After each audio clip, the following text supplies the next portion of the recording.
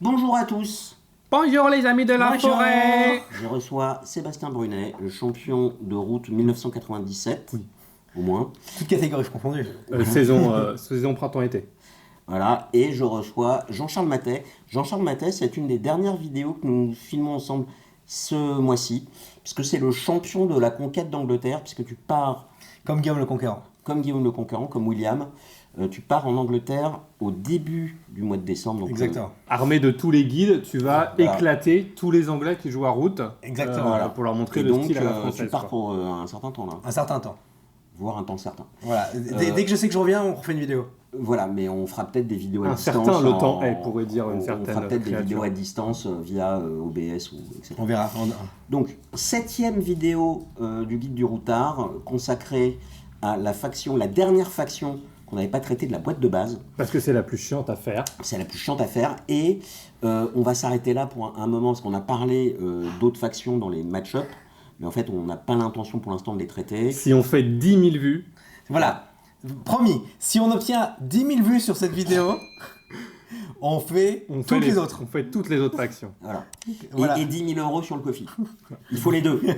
On fait les deux. Tu sais quoi, 10 mais, 000 € sur le tu- coffee, on fait les fan factions. Ah ouais, 10 000 €, on fait les fans d'actions. Mais tu mets l'objectif. Voilà. Je mettrai l'objectif sur Kofi et effectivement, la dernière vidéo qu'on a faite, c'est quoi la dernière vidéo C'est qu'on a les loutres. Ah bah oui, c'est pour ça. Non mais parce qu'on a été choqué par le nombre de vues qu'on a fait avec nos J'aime Gerjou. Voilà. On republie des vidéos sur route pour se calmer un On peu. a dit qu'on faisait court, non c'est pas- Voilà. Ok. Donc on enchaîne.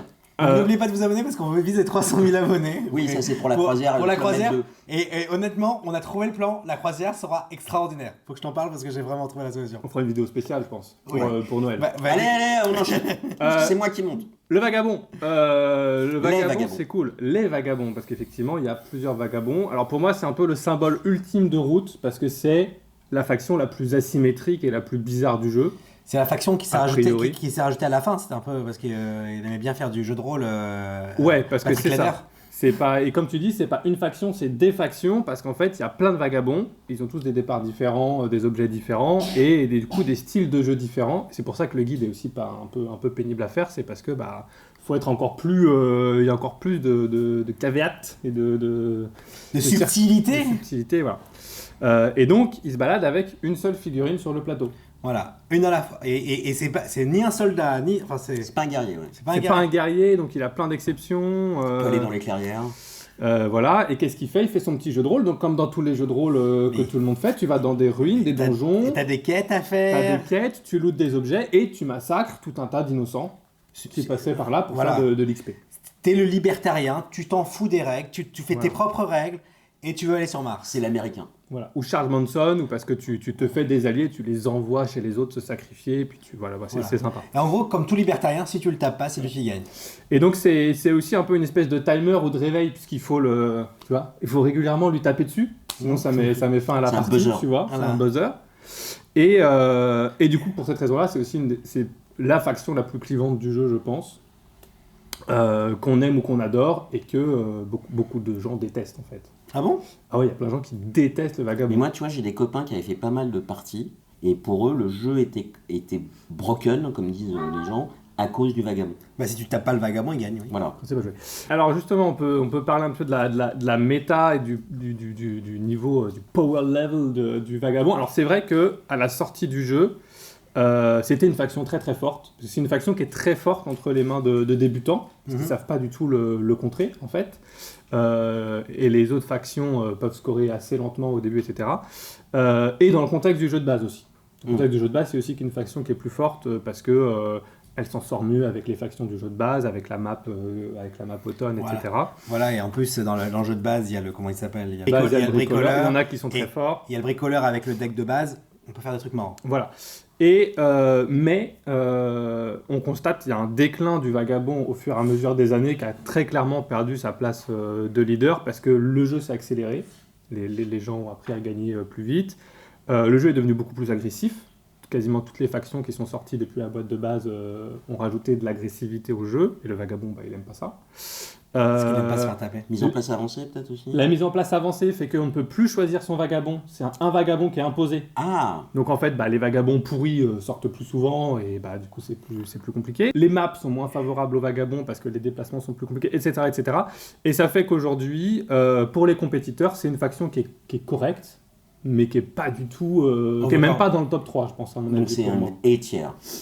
Ouais, Et tir. et puis c'est très dépendant du vagabond qui sort au draft. Donc et, B,5. Dans les bonnes circonstances, on va dire, ça reste une faction qui peut être très forte et qui, enfin, de toute façon, comme toute faction, elle peut gagner, mais son potentiel, son plafond, son ceiling reste quand même assez élevé, quoi. Et donc, ça, j'ai dit que j'en parlerai plus tard, mais dans la prochaine extension, il y a une nouvelle faction qui va arriver, les Knaves en anglais, donc les fripons, les gredins. Les chenapans. Les chenapans. Et en fait, c'est une faction qui va utiliser les vagabonds d'une autre faction. D'une autre façon, ça va être un peu des capitaines. Et Donc, du coup, cette utiliser- faction-là n'est pas compatible avec le vagabond. Tu peux pas avoir les deux en même temps. Ah, sur- Donc tu vas utiliser trois vagabonds à la fois. Donc voilà. Ou 3 ou 4, je sais plus. Donc il y a des gens qui se disent, c'est un peu une mise à jour du vagabond, ça va le remplacer, pourquoi jouer avec l'ancien? Bon, C'est on un peu verra ce comme qui se quand ils passe. ressortent un héros de Flesh and Blood après son départ en Living Legend. Exactement, mais c'est exactement ça. Ils se sont Ils se sont inspirés, de je crois. Living Je crois Legend. que Colwell a dit Flesh and Blood, they're legendary. Et il a dit ça, je crois, dans l'interview Ouais. que tu as fait. Allez voir l'interview. L'interview qui marche très bien finalement. À force de vous dire que ça marche pas, ça commence à marcher. Hein. Ça marche pas. En parlant de méta, on va peut-être pas parler de la coalition trop, parce que la coalition, c'est une Non, règle alors- très spéciale du vagabond qui lui permet de faire un 2 de s'allier avec quelqu'un pour gagner la partie. Ah, Mais sauf comme que, le vieux jeu de Dune. comme on parle un peu compétitif et tout, et que la plupart des tournois En vrai, c'est pas. l'interdisent, Je l'ai fait, c'est pas ton rôle en vrai. C'est un peu genre, t'as perdu, tu fais tiens, je vais gagner avec toi. c'est ça, en fait c'est une espèce de sécurité si vraiment personne, entre guillemets, ne joue le jeu du vagabond en le bloquant complètement, il a toujours cette possibilité de s'allier à quelqu'un. mais il faut pas que la personne soit d'accord. Non. Non, même pas, mais en vrai, ça t'arrange un peu. Enfin, ça t'arrange un peu toujours. En fait, il peut s'allier qu'avec la personne en dernière position D'accord. en termes de score. Mais le problème, c'est que le score ne veut pas dire grand-chose à route. Et donc, tu as des Oui. factions très fortes, notamment l'Alliance, qui peuvent faire 80% de leurs points sur les 2 derniers tours. Ils sont presque toujours derniers. Et en fait, donc il y a des associations un petit peu trop fortes. C'est Des des associations associations de de malfaiteurs. malfaiteurs. Exactement. C'est ça. Pour revenir sur les points forts du vagabond. À propos des règles, on va mettre en lien le Jean-Michel Fat Game. Gene Mitchell Fat Game, donc, qui a fait des vidéos sur toutes les factions de route. Je ferai peut-être quelques petits points de règles à des moments parce que c'est quand même technique le vagabond en fait. Je pense que c'est la faction la plus technique en termes de règles. Il y a pas mal de confusion, mais voilà. Donc dans les points forts, il ignore le contrôle. Donc on peut pas le bloquer. On peut pas le bloquer. C'est un peu comme dans la vie. Il se déplace où il veut puisque du coup il ignore le contrôle. C'est pas un guerrier. Il peut aller dans la forêt. Il a un déplacement gratuit par tour. Il peut se faufiler. Il peut couper à travers bois. On verra. Comme dans la Alors, il lui faut des objets, il lui faut des bottes, mais avec des bottes, il peut quand même pas mal se déplacer en termes de mobilité. Il a un moteur d'action qui est très explosif. Ouais, parce qu'il va collectionner des objets qui peuvent lui permettre de faire des actions. Il fait des actions avec des objets, et plus il a d'objets, plus il fait d'actions. Et en général, plus il a d'actions, plus il récupère des objets, et il fait un peu boule de neige. Il construit pas de bâtiment. Donc il pose pas de jetons, il est tout seul, il n'a pas besoin d'emplacement. Donc il est libre finalement. Et ce qui est chiant, c'est que le taper, ça sert à rien parce que ça ne rapporte pas de points. Voilà, il Par rapporte. contre, ça le freine. Oui. Ça le freine, mais les autres Oui. ne sont pas incités à le Il faut taper. se sacrifier pour le frapper. Parce que Voilà. quand les autres, par exemple, quand tu tapes le bâtiment de quelqu'un, tu gagnes Oui, un bien point. sûr, oui. Là, tu te dis. Au bout de la 7e vidéo, je commence à... Voilà. Non, mais. Mais Je les monte. la contrepartie de ça, effectivement, donc on n'est pas incité à le taper, mais en même temps, la méta est très très hostile au vagabond. Il y a Ouais. des gens, il y a beaucoup de joueurs qui, ce qu'on disait au début de route, c'est il faut taper le vagabond à tous les tours. Il faut l'envoyer en forêt un tour sur 2. Il y a beaucoup de joueurs qui considèrent encore qu'il faut jouer comme ça, c'est méchant. qu'il faut le taper le vagabond à tous les tours absolument, que quelqu'un doit le faire et que voilà. C'est moins vrai, voire pas vrai du tout aujourd'hui, voire ça l'a jamais été, mais voilà. Tous les 2-3 tours, oui. Et donc, Il faut ça... taper les vagabonds. Non, ils sont mignons, regarde, ils font des quêtes, ils aident la forêt et tout. Et donc, même si ça rapporte rien, il y a encore une méta qui fait que Oui, il y a- les gens sont très Il y hostiles. a un effet d'entraînement, en fait. Ouais. C'est la culture d'entreprise. C'est ça. Et donc, il faut quand même un bon niveau d'analyse du jeu avec le vagabond pour réussir à négocier, à détourner l'attention, Ah, mais il faut pas me taper moi, il faut vraiment taper le chat, il a rien gagné. à pas scorer trop fort au début pour pas trop attirer l'attention, mais pas trop lentement non plus, etc. Donc voilà, ça peut être assez subtil à ce niveau-là. C'est une faction qui est, on a dit, elle a son moteur explosif, mais la contrepartie, c'est qu'il lui faut des objets. Et si elle n'arrive pas à avoir d'objets, en fait, elle est complètement handicapée et elle peut pas faire grand chose. Un peu comme moi. Ouais, et par exemple, moi je vois des gens, par exemple, on parlait de contrepoint, par exemple, moi des fois j'ai des trucs dans ma main, si je vois un vagabond, je construis pas, je dis. Voilà. Ça va, tiens, Et donc, ça, les gens ont appris que quand il y a un vagabond, juste on crafte pas d'objets et puis on joue sans les objets. Et du coup, le vagabond, donc il y a une grosse différence, on verra, entre les vagabonds qui sont capables eux-mêmes de fabriquer des objets et ceux qui n'en sont pas capables. Qui sont très très pénalisés par cet aspect du jeu où la table va garder en otage toutes les cartes et tous les objets pour pas que le vagabond puisse s'enrichir. Dans les autres points, alors pas forcément fait parce qu'encore une fois ça dépend des vagabonds, mais il y a le craft qui peut être difficile puisque pour crafter des objets il faut un marteau, tous les vagabonds commencent pas avec un marteau, il faut le trouver, etc. Donc ça limite, on est pareil dépendant de la pioche pour trouver les objets. Et donc, il y a des parties où ça va être impossible de crafter des cartes qui ont besoin de 2 ou 3 éléments de craft, par exemple. Ce sera juste techniquement pas possible avec ce vagabond.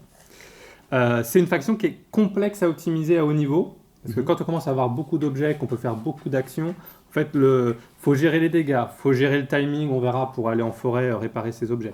Des fois, on est obligé de jeter des objets, donc il faut faire des choix un peu définitifs. Dans quel ordre les utiliser ? Un objet perdu et disparaît. Donc le vagabond, c'est vraiment une faction où une erreur de séquençage dans l'utilisation de tes objets peut vraiment te faire perdre un tour, voire la partie, te coûter beaucoup de points. Et souvent, on s'en rend pas compte, ou on s'en rend compte après, dire « Ah mais non, mais si j'avais fait dans tel ordre ». Donc c'est assez compliqué de se rendre compte quand on n'a pas quelqu'un d'extérieur. C'est un peu un jeu combo. Ouais. Oui, et d'optimisation et de vraiment... Donc il se rapproche d'un jeu euro de cartes en fait. Mais exactement. Et puis, si on considère que les cartes sont des ressources, tu vois, et comme à Brass, tu vois, les clairières, c'est des chemins de fer, c'est le même jeu en fait. Ouais, alors route, c'est Brass. Voilà. Le moteur est assez lent à démarrer aussi, puisqu'on commence avec peu d'objets. Il faut le temps d'aller dans les ruines, récupérer d'autres objets, etc. Donc les premiers 3-4 tours, c'est souvent... Voilà. Je me balade, c'est un peu chiant. Si ça se passe bien, on peut exploser sur les premiers tours, mais dans ce cas-là, souvent on se fait défoncer. Parce que, voilà. Et puis, dernier point faible, il y a plein de vagabonds. Et en fait, tu as fait une partie avec un vagabond, tu crois savoir le jouer, et tu joues une partie avec un autre, et en fait, il faut réapprendre la faction parce qu'elle joue vraiment pas pareil, etc. Comme disait un grand esprit du XXIe siècle, variabilité infinie. Variabilité infinie. Même plus. Comment ça se passe quand on veut jouer le vagabond ? Déjà, est-ce qu'il faut choisir le vagabond à chaque fois quand on a le draft ? Moi, je dis, ça dépend. Ça dépend de quoi ? Alors déjà, il y a la main de départ qui est un gros facteur. Donc dans le draft, on commence avec 5 doigts et on va 5 doigts et on descend de 2. Donc dans la mise en place avancée. Mais de toute façon, vous jouez avec la mise en place avancée puisque vous avez suivi les autres vidéos qui disent de jouer avec la mise en place avancée.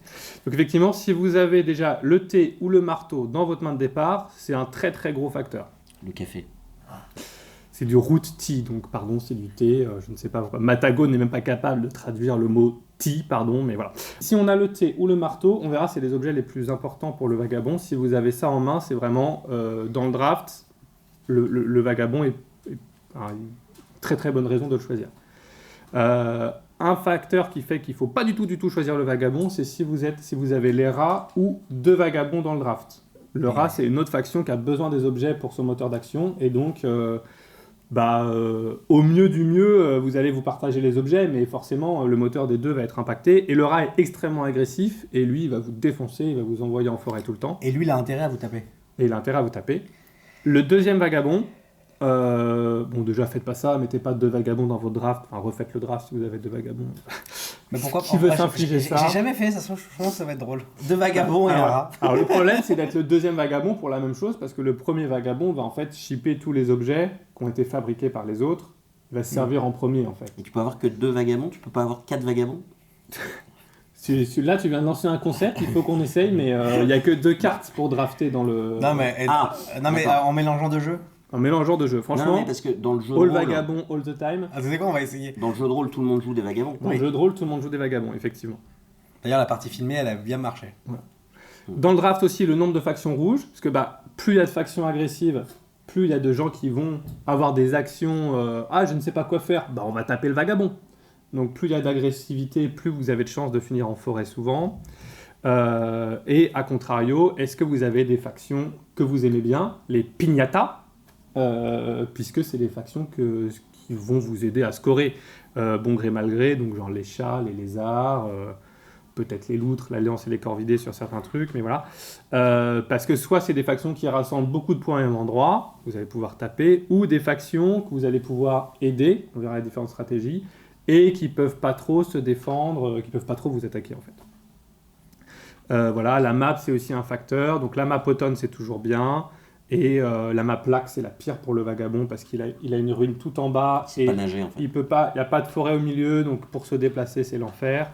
Ouais, Voilà. mais il peut passer à travers d'une ville à l'autre quand il est dans la forêt, là. Mais le lac, il est énorme. Enfin, la forêt, ça aide pas énormément sur le lac. Et voilà.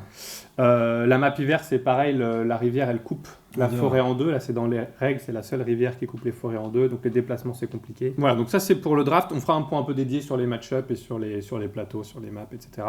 Si vous choisissez le vagabond, où est-ce que vous faites votre mise en place? Ça vous dit de vous placer dans une forêt. Donc, le choix de la forêt de départ, il n'est pas anodin. En fait, il faut...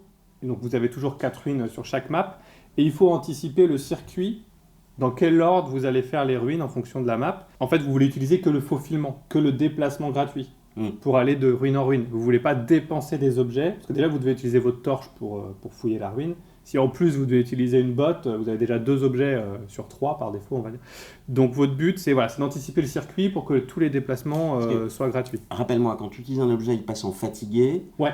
Mais tous les tours, tu as un certain nombre d'objets qui reviennent. Tu rafraîchis 3 objets par défaut par tour et plus 2 par thé. C'est pour ça que le thé est un objet assez vital. Café. Voilà. Si vous avez aussi prévu de crafter des cartes, si vous avez genre le marteau en main ou le thé en main, regardez bien les couleurs des clairières des ruines, que ça corresponde, pour essayer de le faire en premier. Ça. Mais en gros, il faut essayer de ne pas dépenser, de ne pas revenir en arrière, il n'y a rien de pire, ou de finir excentré à la 4e ruine, en fait, c'est celle qui est un peu excentrée et toute l'action est au milieu du plateau. Donc voilà. Alors, on va parler un petit peu des axes de victoire avec le vagabond, parce qu'il y a plusieurs stratégies pour scorer. Ouais. T'as les quêtes, T'as le craft, l'aide l'aide, et l'infamie. la famille, c'est méchant. L'infamie, c'est la baston. C'est pas des voies qui sont égales. Alors, il faudra trouver le bon mix. C'est ça qui est pas facile. C'est à chaque partie, c'est quelle stratégie je vais adopter. Est-ce que je fais un mix à peu près égal? Est-ce que je pars à fond plutôt sur une? Et ça va dépendre de comment se déroule la partie. Et ça va aussi pas mal dépendre du vagabond avec lequel vous commencez. Avec le groupe bricoleur, c'est plus facile de faire du craft qu'avec c'est ça. un Et autre. Et il y a, on va dire, par défaut, il y a des axes de scoring qui sont plus forts que d'autres de façon inhérente. Donc je les ai classés un peu dans l'ordre, même si c'est variant, mais les quêtes, c'est le plus faible. Le craft et l'aide. Le quête, tu peux faire pas mal de points d'un coup quand même. Oui, tu peux. Est-ce que tu es champion du monde route? Tout peut faire des points. Est-ce que tu es champion de France? Mais les quêtes... Est-ce que tu es champion de Bervilliers? Moi, je suis champion du 143. Est-ce que tu as gagné le 2e qualif 2023 de Paris? Bon, alors... C'est une attaque. Hein. Et l'infamie... Non, parce que tu étais là, je m'en souviens. L'infamie, c'est ce qu'il y a de plus fort. Voilà. Donc c'est à vous de vous adapter en fonction de ce qui se passe dans la partie, de votre vagabond, etc. Mais au début, c'est pas facile de savoir.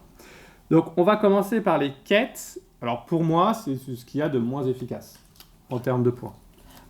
En vrai, la seule fois où ça peut être bien, c'est si tu vois 3 couleurs, la même, et du coup tu sais que tu peux facilement les enchaîner. Voilà, alors en fait, vous allez avoir une offre de quête au début de la partie qui est aléatoire. Et pourquoi est-ce que c'est pas ouf? Parce que déjà, cette offre, elle évolue pas, à moins de remplir des quêtes. C'est le seul moyen de les faire tourner, c'est de réaliser des quêtes. Sauf que ça peut être des quêtes que tu peux pas faire, tout court, parce que tu n'as pas les objets, ou qui utilisent des objets super importants, genre le thé. En début de partie, si tu arrives à avoir un thé, tu commences avec un thé, tu vas pas l'épuiser pour faire une quête et perdre un demi-tour. Enfin, c'est comme si tu épuisais 3 objets au lieu d'un, en fait. Il faut une certaine mobilité parce qu'il y a des couleurs de quêtes, donc il faut être dans la bonne couleur de clairière, etc. Mais effectivement, si tu as des quêtes entre guillemets faciles, qui sont de la même couleur, parce que plus tu fais des quêtes de la même couleur, plus elles scorent fort.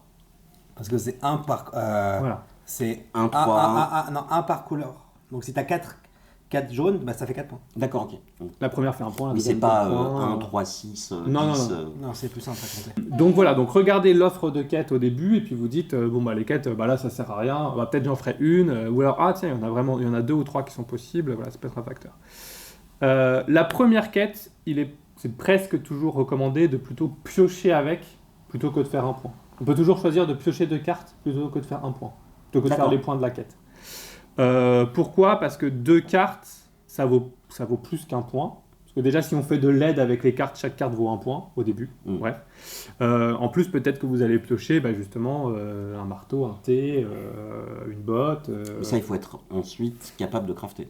Il faut être ensuite comme ça. Alors, dans les ruines, il y a toujours forcément un marteau. Ouais, ok. Donc, il y a un moment dans la partie où Oui, tu vas pouvoir on pourra récupérer crafter le les petits objets. Mais après, en plus, même si tu pioches quelque chose qui est dur à crafter, tu peux toujours le donner à un copain. Voilà, vous pouvez toujours dépenser les cartes pour faire de l'aide.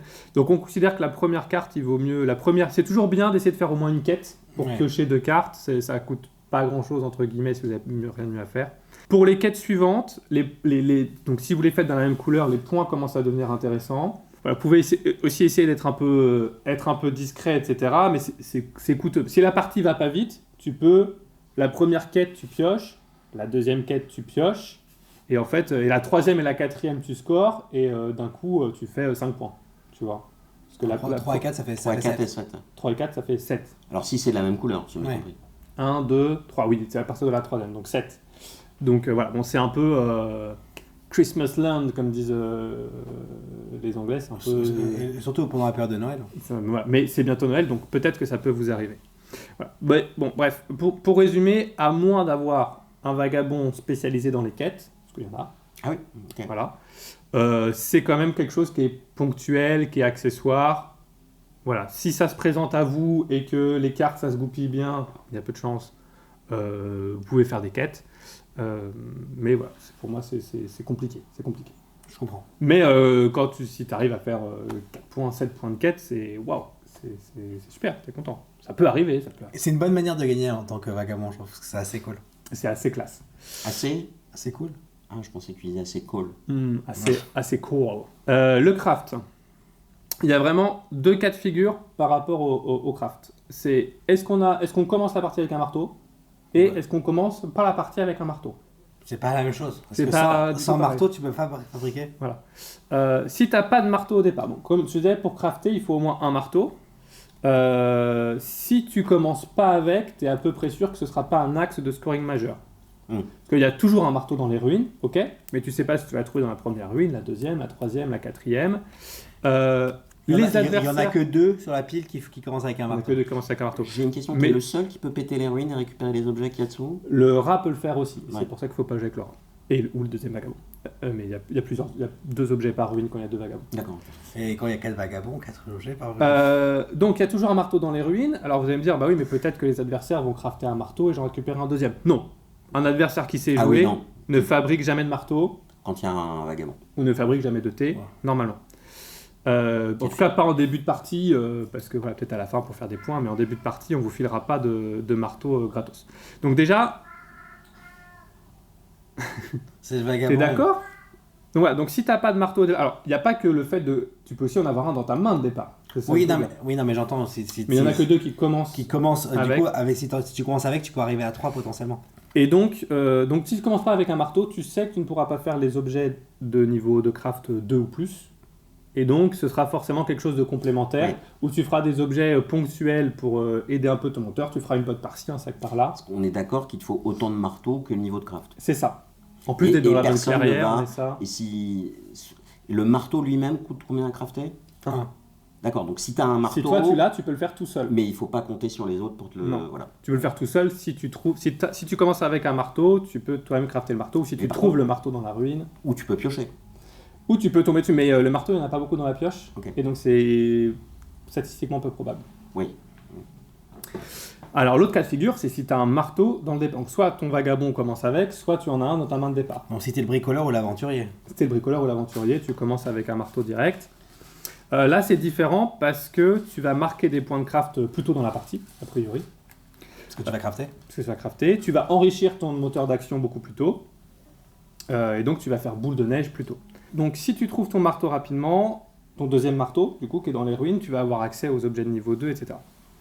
Et donc, tu es beaucoup moins dépendant des autres joueurs pour le craft. Notamment, ça donne accès à quoi? Ça donne accès aux pièces. Donc les pièces, déjà ça fait 3 points, ça fait beaucoup de points. Et ça te permet de piocher plus. Les pièces te font piocher plus de cartes. Ok. Du coup, tu pioches plus, tu as plus de chances de trouver du craft. Et donc, tu as plus de chances de gagner des points. Ça te permet aussi de crafter les épées. Oui. Les épées, ça permet de Combattre. de combattre. Et combattre, on l'a dit, c'est peut-être ce qui fait le plus de points. Donc c'est bien. Pouvoir faire des épées, c'est bien. Et même, pourquoi pas, si vous jouez avec le deck de base, peut-être faire des faveurs si vous avez 3 marteaux, ce qui est possible. Oui. Dans les faveurs. T'as les faveurs, c'est les cartes qui rasent tout. La faveur Ah oui, renard, oui, qui oui, d'accord. Et tu sais comment on l'appelle quand lui il a les 3 marteaux? On a les pierres de l'infini. Il claque des doigts et il brûle tout. Voilà, c'est un Thanos. peu Thanos le bricoleur. Ça faisait aussi un peu partie des choses qui faisaient que le vagabond était un peu haï, c'est que t'as le castor qui sort des faveurs comme ça, qui en plus peut les récupérer dans la défausse, les ressortir. Enfin, c'était drôle. C'était rigolo, moi Comme j'aimais disait bien. l'autre, c'est broken. C'est broken. C'est complètement broken. Voilà. Alors, faut juste faire gaffe.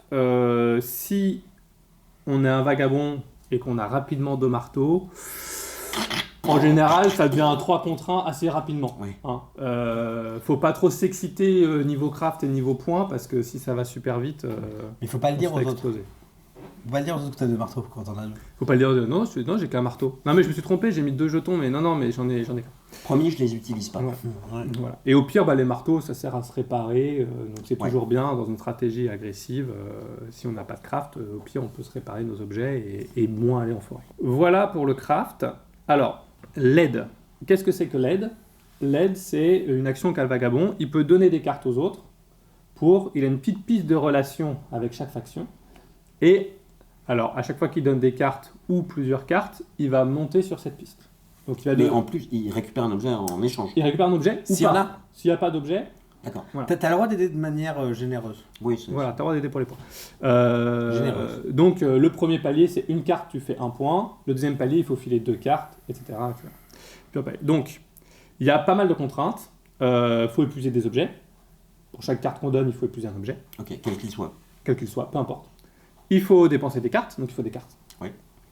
Il faut les cartes de la bonne couleur au bon endroit, en plus. Et Parce que tu as donné une carte bleue dans une région bleue. Il n'y a pas de région bleue. Ouais, enfin, Je suis quand même les vidéos. Hein. une section rouge, une carte rouge pour une clairière. c'est ça. Si tu veux aider le chat qui est dans la carrière renard, il faut lui filer une carte renard ou une carte bleue. Donc il peut utiliser tout de suite, c'est violent. Et il faut pas être hostile avec la faction que vous voulez aider. Oui. Donc à un moment, on verra, il y a l'objectif des autres, c'est d'être hostile avec vous pour ne plus que vous puissiez les aider. Oui, parce que la personne ne peut pas refuser l'aide du vagabond. Non, on ne peut pas refuser l'aide du vagabond, c'est ça. À part si on est hostile. En général, c'est pareil, c'est un axe de scoring qui est plutôt complémentaire. Ça fera peut-être 3-5 points dans la partie. À minima, il faut essayer d'aider au moins une fois chaque faction. Ça coûte pas grand-chose, ça fait Oui, 3 ça fait points. 3 points. 3 points pour 3 cartes, voilà. Si on joue à 4, mais vous jouez à 4 normalement, parce que sinon c'est... Voilà. Et surtout, c'est pareil, c'est à privilégier en début de partie. Tant que les autres sont pas encore hostiles, tant qu'on ne sait pas encore est-ce qu'il faut vraiment taper le vagabond tout de suite, etc. Hop, vous négociez aussi peut-être un peu de répit au passage. Attends, je te donne une carte bleue pour aider ton démarrage, mais tu vas quand même pas me taper. Moi, je suis la preuve de la gentillesse. Voilà. Donc on disait, l'aide permet également de récupérer des objets, mais faut pas nécessairement attendre d'avoir quelque chose à prendre. Moi, je préfère prendre le point et pas avoir d'objet, plutôt que d'attendre un hypothétique objet qui viendra peut-être pas, et puis en fait, entre-temps, je suis passé hostile, et voilà. Et on pourra jamais... Alors, si on est hostile, on peut quand même aider pour récupérer l'objet.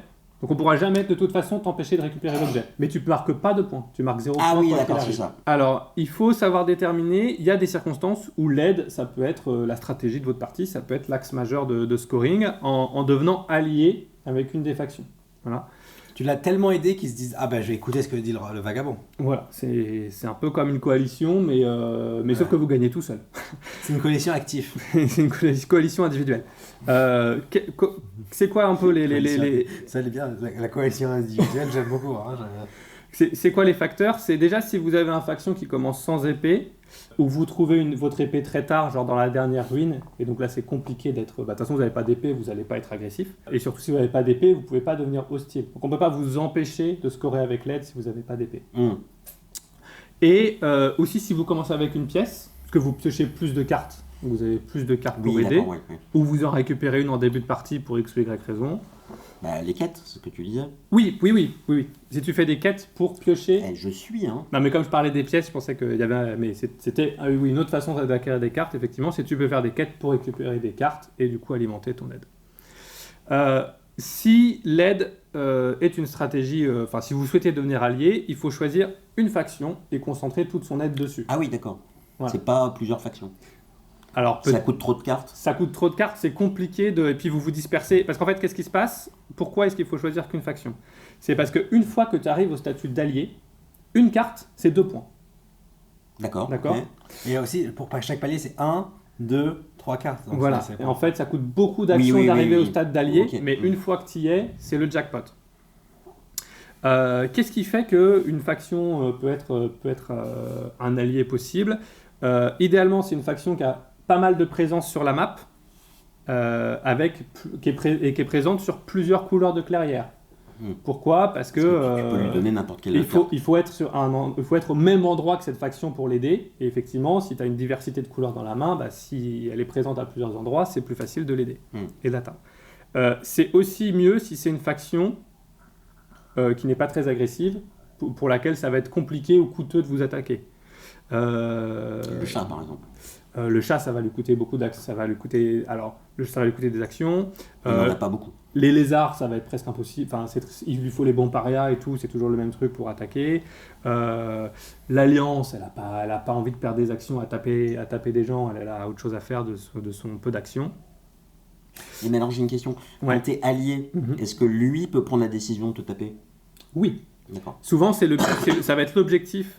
C'est la raison pour laquelle ton allié, à un moment, il va probablement il va chercher à devenir hostile avec toi. Pour l'alliance.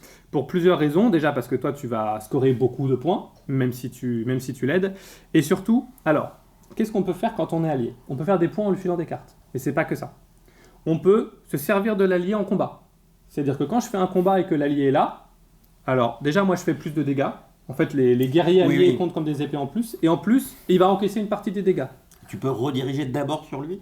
Il faut que ce soit équitable, mais si c'est un dégât, c'est d'abord sur toi, c'est équitable. C'est comme les mercenaires des loutres un petit peu. D'accord. Voilà. Mais ça, c'est pas ce qui est le plus utilisé. Ce qui est le plus utilisé, ce que vous pouvez faire surtout, c'est votre allié, vous pouvez déplacer ses troupes. Vous dites, copain, viens avec moi là-bas. C'est directive erronée. Il y a un problème. C'est directive erronée plus. Parce que c'est toutes les troupes. Oui, ça, c'est gratos. Et du coup, qu'est-ce qui se passe? C'est quoi le but ultime du vagabond qui joue la stratégie aide? Il va faire un tour, il va claquer toutes ses cartes, il va marquer 8 points ou 10 points, voilà. Il va choisir la clairière la plus juteuse, où il y a le plus de cartons, de jetons, etc. Il va enlever tous les guerriers. Il arrive et il va mettre un petit coup d'arbalète, ou à défaut un petit coup d'épée à son allié. Il va immédiatement passer hostile, donc il pourra plus l'aider de la partie, mais là c'est pas grave. Oui, t'as déjà fait tes points. Tu passes hostile, donc là à partir de là tu peux marquer des points d'infamie. Tu reviens sur la clairière qui est vide et tu tapes tout ce qui est sans défense. Et tu scores pareil, 4 points, 6 points de carton. La trahison, c'est bien. Voilà, donc le but ultime d'une alliance finalement c'est de trahir. Et ça c'est dans tous les jeux, moi je le dis dans tous les jeux. Et le bon, la brute, le truand. La règle que je dis à chaque fois que Sébastien s'arrive à Jérusalem, c'est n'écoutez jamais Sébastien, il va vous trahir. Et donc ça fait aussi partie des raisons pour lesquelles ton allié va chercher un peu par tous les moyens à un moment de passer hostile. D'où l'astuce que j'ai écrit un peu plus tard, mais c'est de rester sans défense, parce que si t'as pas d'épée, t'es sans défense, tu peux pas infliger de dégâts si on t'attaque. Donc on peut t'attaquer, tu passeras jamais hostile. Ah, d'accord. Oui, parce que pour passer hostile, il faut faire des... il faut retirer un guerrier à l'adversaire. D'accord. Un guerrier. Donc, en plus, votre allié, vous pouvez lui péter des bâtiments sans défense. Ah, et tu passes pas hostile. Maintenant, t'as pas retiré de guerrier. D'accord, oui. À checker, mais je suis à peu près sûr. Oui, je pense qu'il a raison. Ça, c'est. Et Là, voilà. on est dans la certitude. Et là, on est vraiment dans la subtilité vicieuse. Et même si on a une épée, ah mince, j'ai une épée, mon allié il va essayer de passer hostile avec Tu moi. peux pas t'en débarrasser? Bah, tu peux soit la jeter d'une certaine façon si tu as trop d'objets, ou tu peux attaquer quelqu'un d'autre, lui te fait un dégât, et tu fais ah, j'endommage mon épée. L'épée endommagée Oui, ne fait pas de dégâts. ne fait pas de dégâts. Donc c'est aussi une stratégie pour rester sans défense. Dans les autres astuces pour l'aide, vous vous souvenez du swap de cartes domination avec les lézards? Ouais. Oui. Tu peux un petit peu le faire aussi avec le vagabond.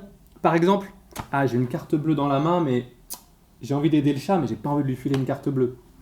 Allez, j'échange ma carte bleue contre une domination souris. Il en a rien à foutre.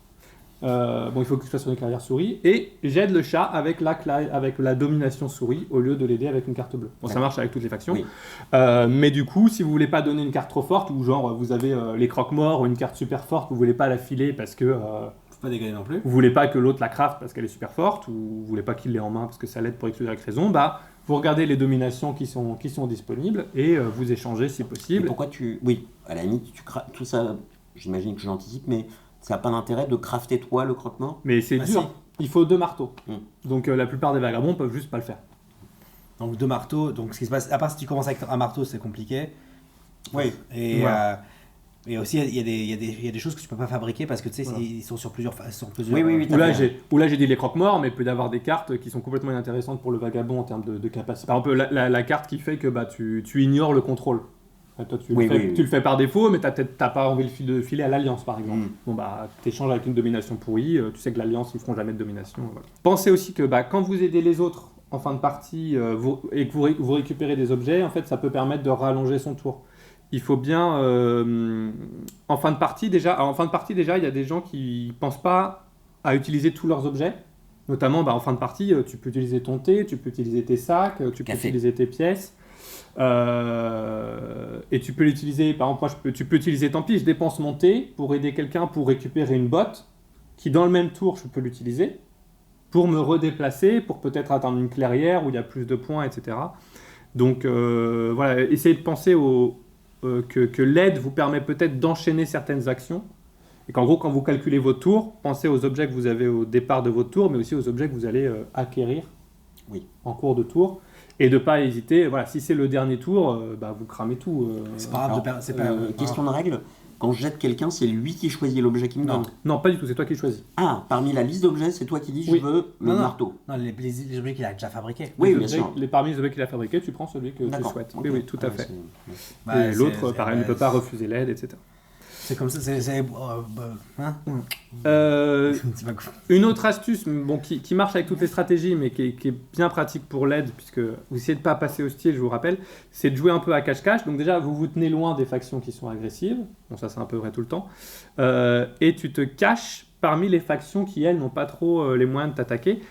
Par exemple, les lézards, ils vont pas vouloir dépenser des acolytes, surtout au début, juste pour passer hostile.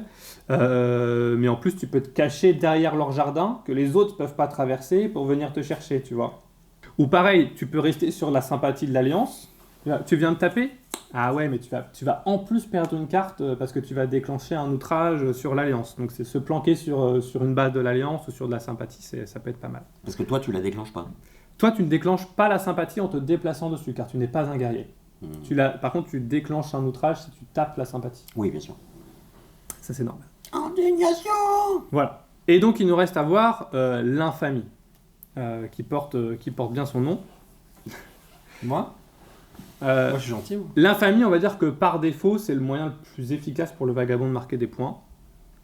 Qu'est-ce qui se passe en gros? C'est que chaque pièce adverse retirée, donc y compris les guerriers, une fois qu'on est passé hostile, donc le premier guerrier te fait passer hostile, le premier que tu tues, et ensuite chaque pièce retirée te fait marquer 1 point. Sachant que les jetons cartons te font déjà 1 point, donc ce sera 2 points. D'accord? Donc quand tu fais une faveur, tu peux faire 12 points d'un coup. Alors c'est en combat l'infamie. Ah. Alors on va vérifier, mais je crois pas, les faveurs font pas d'infamie, mais les faveurs ont quand même beaucoup de points. Donc tu fais vite fait le calcul. C'est en combat à ton tour aussi. Si tu fais une embuscade ou des dégâts en défense, tu fais pas de D'accord. points d'infamie. Sachant que tu fais le calcul, si tu as 3 épées, que tu fais 3 combats et que tu fais 2-3 touches à chaque fois, donc en un tour, tu peux faire 10 points d'infamie. Donc c'est quand même assez violent. Ne jamais faire confiance à un vagabond qui a 3 épées. Même un vagabond qui a une épée déjà, ou deux. Mais là, c'est vraiment Kenshin le vagabond où il a une épée dans la bouche, Ah oui, une oui. épée machin. Et là, c'est Ronoa Zoro, il a ses 3 épées. Voilà. Alors, c'est pas une stratégie qui est sans défaut, parce que quand on est hostile, on ne peut plus aider. Oui. Donc, on peut récupérer des objets, mais on ne peut plus marquer de points. Enfin, on peut aider, mais on ne marque plus les points. Ça contraint pas mal les déplacements, puisqu'en fait, quand il y a des guerriers hostiles, des guerriers, pas des bâtiments sans défense, donc pareil, ça c'est à penser, mais ça coûte une botte de plus pour se déplacer. Ok. Donc, des fois, si on n'a pas assez de bottes, on a toujours le faufilement gratuit, mais ça restreint quand même pas mal les mouvements. On peut plus partir au courant, par exemple. Et les dégâts qu'on prend en défense, enfin pas en défense, mais les dégâts qu'on prend en riposte, on va dire, endommagent tes objets. Donc un dégât, tu dois endommager un objet. Ouais, donc c'est des actions en moins. Donc tu ralentis ton moteur quand tu tapes les autres. Sauf si tu fais des bons jets de dés, parce que c'est un jeu de Hasard. Voilà. Alors, quand est-ce qu'il faut passer au style ? Au bon moment. Ça dépend toujours un peu pareil du vagabond. Hein. Ça va dépendre du nombre nombre d'épées, pardon. Donc déjà, si t'as pas au moins 2 épées, ça sert un peu à rien de passer full aggro, puisque le nombre d'épées détermine à la fois le nombre de combats que tu peux faire et le nombre de dégâts que tu peux faire. Ah, d'accord. D'accord. Donc si t'as qu'une épée, tu peux faire un combat, et si tu fais un 3 sur le dé, tu fais quand même que un dégât. Ah, ok. Donc on va dire qu'il faut au moins 2 épées pour que ça soit intéressant. Donc déjà, si ton vagabond commence pas avec une épée, la stratégie infamie, elle est compliquée. Parce que pareil, a priori, les autres joueurs vont pas te crafter des épées pour te faire plaisir. Alors peut-être en fin de partie pour rééquilibrer en disant « Attends, il faut que le vagabond devienne un peu plus violent pour arrêter un tel. » Ils vont peut-être te filer une épée, mais pas au début. Il y a beaucoup plus de vagabonds qui commencent avec des épées. Hein. Voilà. Oui, la plupart des vagabonds commencent avec une épée quand même. Il y en a 4. 4 sur 2, et c'est un tiers. 4 sur 12 Bah 4 sur 10. Ok. Plutôt... Ah non, 4 sur 9 parce que celui-là il compte. Ah oui, alors on s'approche vagabond beaucoup plus du fan-made. tiers. Ça c'est un vagabond fan-made donc on sait pas trop. Hein. Donc plus tu trouves tôt ta deuxième épée, genre sur la première ruine ou la deuxième ruine, plus tu peux vraiment partir all-in sur l'agression, et plus tu la trouves tard, plus il va falloir trouver des axes un peu Genre complémentaires. t'as un médiateur. Il faudra compenser. De toute façon, si tu as le médiateur, on en parlera, c'est un peu spécial. Donc voilà, vous pouvez même rester sur une stratégie d'aide la plupart de la partie, et puis garder la violence pour les 2 derniers tours, pour le finish, quoi. Donc, alors je dirais que sauf exception, il faut quand même mieux attendre un tour ou 2 avant de devenir agressif. Pourquoi ? Parce que déjà, vous allez vous mettre à dos quelqu'un. Il faut le temps d'aider un minimum, faire ses petits points d'aide, peut-être ses petites quêtes, etc. Récupérer quelques objets, parce que chaque objet, c'est des points de vie, entre guillemets, quand vous êtes agressif. Puisqu'en fait, Oui, bien quand sûr. tu te fais taper, tu endommages des objets. Donc plus tu as d'objets, plus tu peux encaisser. Alors justement, quand t'as plus d'objets, T'es t'es chassé. Non, tu as juste moins d'actions. Oui. Mais tu as un minimum d'objets, tu peux pas tomber à 0 objet, donc D'accord. ça c'est pas Parce possible. qu'au pire tu rentres dans la forêt En fait, et tu répares toutes les objets. Voilà, si tout est endommagé, tu vas dans la forêt pour que tu passes ton tour. On verra la forêt, voilà. Si vous êtes full aggro trop tôt aussi, peut-être qu'il n'y aura pas assez de points sur la map. Parce que si vous videz la map trop tôt, que les autres n'ont pas eu le temps de se développer, de recruter un petit peu, en fait vous allez avoir peut-être des tours un peu à vide. Il n'y a plus rien à tuer, voilà. Et puis voilà, peut-être qu'il y a un joueur qui va dire mais tu m'as attaqué premier tour, moi je vais passer le reste de la partie à t'éclater. Tu m'as fait perdre tour 1. J'ai pas gagné mais tu gagneras pas. Alors du coup il faut bien choisir sa victime, son punching ball. Bah comme dans la vraie vie. Hein. Voilà, déjà il faut éviter de taper tout le monde. Il faut se garder des portes de sortie, notamment pour l'aide, parce que peut-être que en fait. Oui, tu finiras la partie avec de l'aide. Peut-être que pour finir la partie, vous allez devoir monter d'un niveau sur l'aide, ou etc. Et puis, être aussi avec plusieurs joueurs, c'est assez pénalisant, parce que en termes de déplacement... Ouais, ce que tu disais. En termes de déplacement, voilà. C'est pour ça que être hostile avec le chat dès le début, par exemple, c'est chiant. Parce qu'en fait, il a des chats partout, et tu sais que quasiment le coût de tous tes mouvements va être doublé. Aussi, il faut considérer que c'est aux autres joueurs de devenir hostile avec toi. À part ta victime, que tu choisis sur laquelle tu fais des points, les autres, en fait, il faut que... Les autres, paradoxalement, ils vont vouloir devenir hostiles avec toi, justement pour te couper l'aide. Et c'est à eux de venir. Parce que eux, ça leur fait perdre Ouais, 2, pour rien. 3 actions. Parce que ils font un premier combat. 0-0, merde. Ou 1-0. Parce que il faut que toi, tu fasses des touches. Donc si eux t'attaquent, il faut que toi, avec le plus petit dé, tu lui retires un guerrier pour passer hostile. Donc toi, tu te dis, si les autres veulent passer hostile, à eux de venir, de perdre des actions à m'attaquer. Et voilà, et donc vaut mieux choisir une seule faction qui sera le sac à poing. Donc c'est un peu comme l'aide, une faction qui rend pas les coups, qui peut pas se défendre, comme le lézard. Le lézard la victime, pardon. Une faction qui a beaucoup d'éléments sur le plateau, comme le chat. Idéalement avec plein de bâtiments, comme le lézard. Voilà, parce que par exemple une faction comme les taupes, déjà qu'il y a une faction agressive, mais ils restent souvent dans un seul coin de la map, ils construisent pas beaucoup de bâtiments, enfin souvent il construit pas de bâtiments au début, il peut ne pas le faire. Donc, voilà. Quelques conseils pour la violence. La meilleure partie, c'est la meilleure partie. J'aime beaucoup l'intitulé de cette section. Et voilà, nous on est pour la violence. Donc on l'a dit, c'est un peu comme l'aide, tu essaies de te cacher sur des clairières, tu essaies de finir ton tour à des endroits où pour venir te chercher c'est chiant. Soit ça coûte cher en déplacement, soit il y a de la sympathie, soit c'est bloqué par un jardin, ou un truc comme Mais ça. dans ces cas-là, il faut s'adresser aux autres en disant Voilà, tu lui fais viens. Anticiper les déplacements futurs, puisque tes déplacements vont sûrement être un peu restreints, donc si tu vas taper dans un coin en bas à droite et qu'après ton sac à poing il est en haut à gauche, si tu perds un tour à traverser la map, c'est quand même pas idéal. Si tu prends des dégâts, logiquement, t'endommages d'abord les objets que tu as épuisés, donc avec lesquels tu as déjà fait une action. Et encore mieux, si le marteau. Si tu sais que tu vas jeter des objets Le café. à la fin de ton tour, tu endommages les objets que tu sais que tu vas jeter. Voilà. Alors, il faut faire attention si tu endommages. Donc, tu as deux types d'objets, on va dire. Tu as les objets qui sont dans ta sacoche et tu as les objets qui sont sur des pistes à gauche. Okay, les objets qui sont sur des pistes ne sont pas dans ta sacoche et ne prennent pas de place. Okay, donc, il faut faire attention quand tu endommages des objets à gauche, donc c'est les sacs, les pièces, le thé. Pourquoi endommager le thé, je ne sais pas. Parce que ça peut changer ta limite d'objet. Oui. Si tu tapes un sac, en fait, il va dans ta sacoche, il te donne plus de capacité en plus. Donc, faites attention à ce que vous endommagez, parce que des fois, tu endommages un peu des trucs, et à la fin de ton tour, tu fais « Ah, merde, en fait, je dois jeter 2 trucs. » C'est un peu dommage. Et donc, l'hostilité, ça ne pénalise, ça j'ai dit, que s'il y a un guerrier. Donc, si par hasard, il y a des bâtiments hostiles qui se retrouvent sans défense, n'hésitez pas à les achever. On peut parler de la variante Despot Infamy. Puisque là on parlait de l'infamie, je l'avais mis au début, mais on va en parler maintenant parce qu'on a expliqué l'infamie. Ça c'est un truc qui est pas écrit dans les règles. Voilà.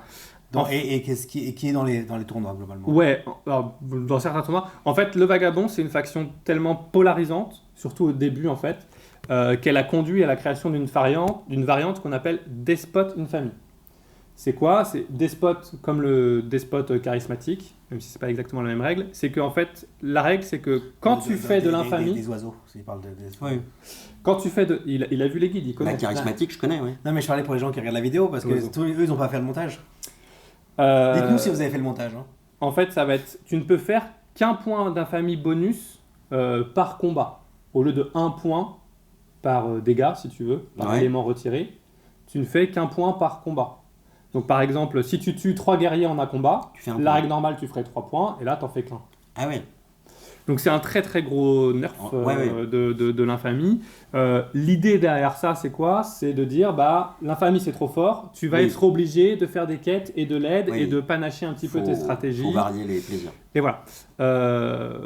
C'est vrai que le Vagabond était assez dominant à la sortie du jeu et puis c'était un peu aussi une réponse émotionnelle parce que les gens n'aiment pas, le Vagabond est très agressif et il faut le taper pour rien, etc.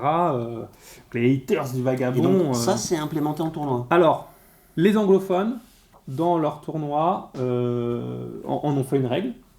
En France, non, par exemple. Nous, on ne l'applique pas en tournoi. Pourquoi? Alors moi, je trouve que c'est pas incroyable comme règle pour plusieurs raisons.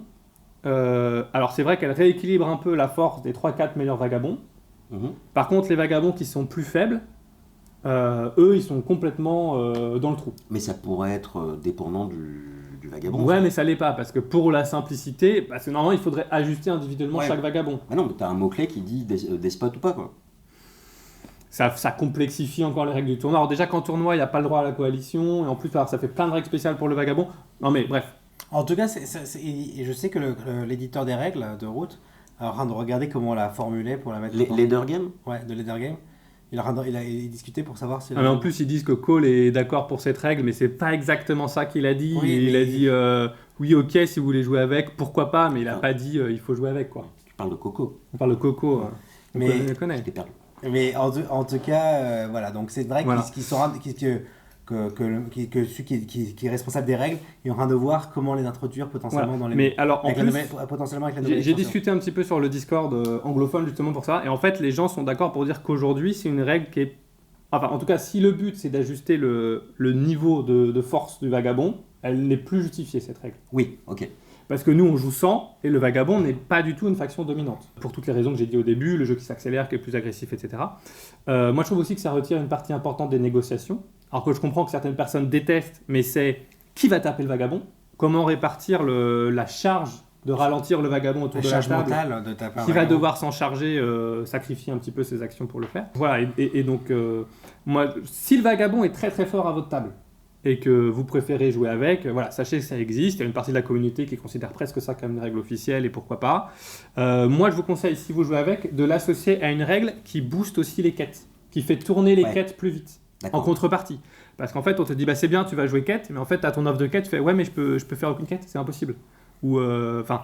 Voilà, si t'as que des quêtes avec double épée et que t'en as qu'une, bah... Voilà, ou si t'as une quête, bah, tu dis, ouais, je peux perdre un tour pour faire un point. Fais, ouais, ok. Parce que je dois sacrifier mon thé. Enfin, je dois Voilà, monter. le thé et le thé et les pièces en un tour. Voilà. Fais voir Donc, ça, c'est des cartes spécifiques, hein, ça fait pas partie du... C'est spécifique au vagabond, oui. Quand tu choisis le vagabond, tu mets en place les quêtes. Voilà, donc tu peux avoir une règle. Ils ont des petits noms pour les quêtes et tout. Tu peux avoir une règle à la fin de chaque tour du vagabond, il a le droit de défausser au choix une quête et de la remplacer, par exemple. Ou au début de son tour. À vous de voir. Moi, je ferai ça. Et voilà. Attends, pardon, tu as dit quoi ? Non, je regarderai la vidéo. Je vais la monter de toute façon. Alors, les petites astuces et les pratiques qui sont complémentaires, qui ne rentrent pas dans les stratégies globales, mais qui sont des trucs à bien savoir. Déjà, pour bien jouer, il faut bien s'organiser. Il faut bien s'organiser. Donc, la gestion des objets, on en a un peu parlé, mais il faut essayer de planifier mentalement son tour avant de commencer, parce que les erreurs de séquençage, ça a une grosse importance. Il faut toujours essayer de penser en termes de rentabilité, en termes de points. Tu vois, je dépense je dépense 3 objets, je vais gagner combien de points si je fais ci, si je fais ça. Qu'est-ce qui est le plus drôle ? Enfin, c'est à vous de Par voir. principe, il vaut mieux éviter de dépenser plus d'objets que ce qu'on peut rafraîchir. Ça Bien paraît sûr. logique. C'est un peu le principe du Voilà. découvert en banque. Vous pouvez dépenser au-delà et vous épuiser, mais c'est toujours pareil, il faut que ce soit pour une bonne raison. Si c'est je dépense un objet de plus, mais en fait j'arrive dans une clairière sans défense où je fais un tas de points. Voilà. Et on a dit aussi dans la gestion des objets, faire attention aux objets qui vont faire déborder votre sacoche. Des fois on se dit ah super, je récupère un objet, c'est trop bien, et en fait on n'a pas la place, on va devoir jeter un truc. Donc bien garder en tête la limite de sa petite besace. La forêt, aller en forêt.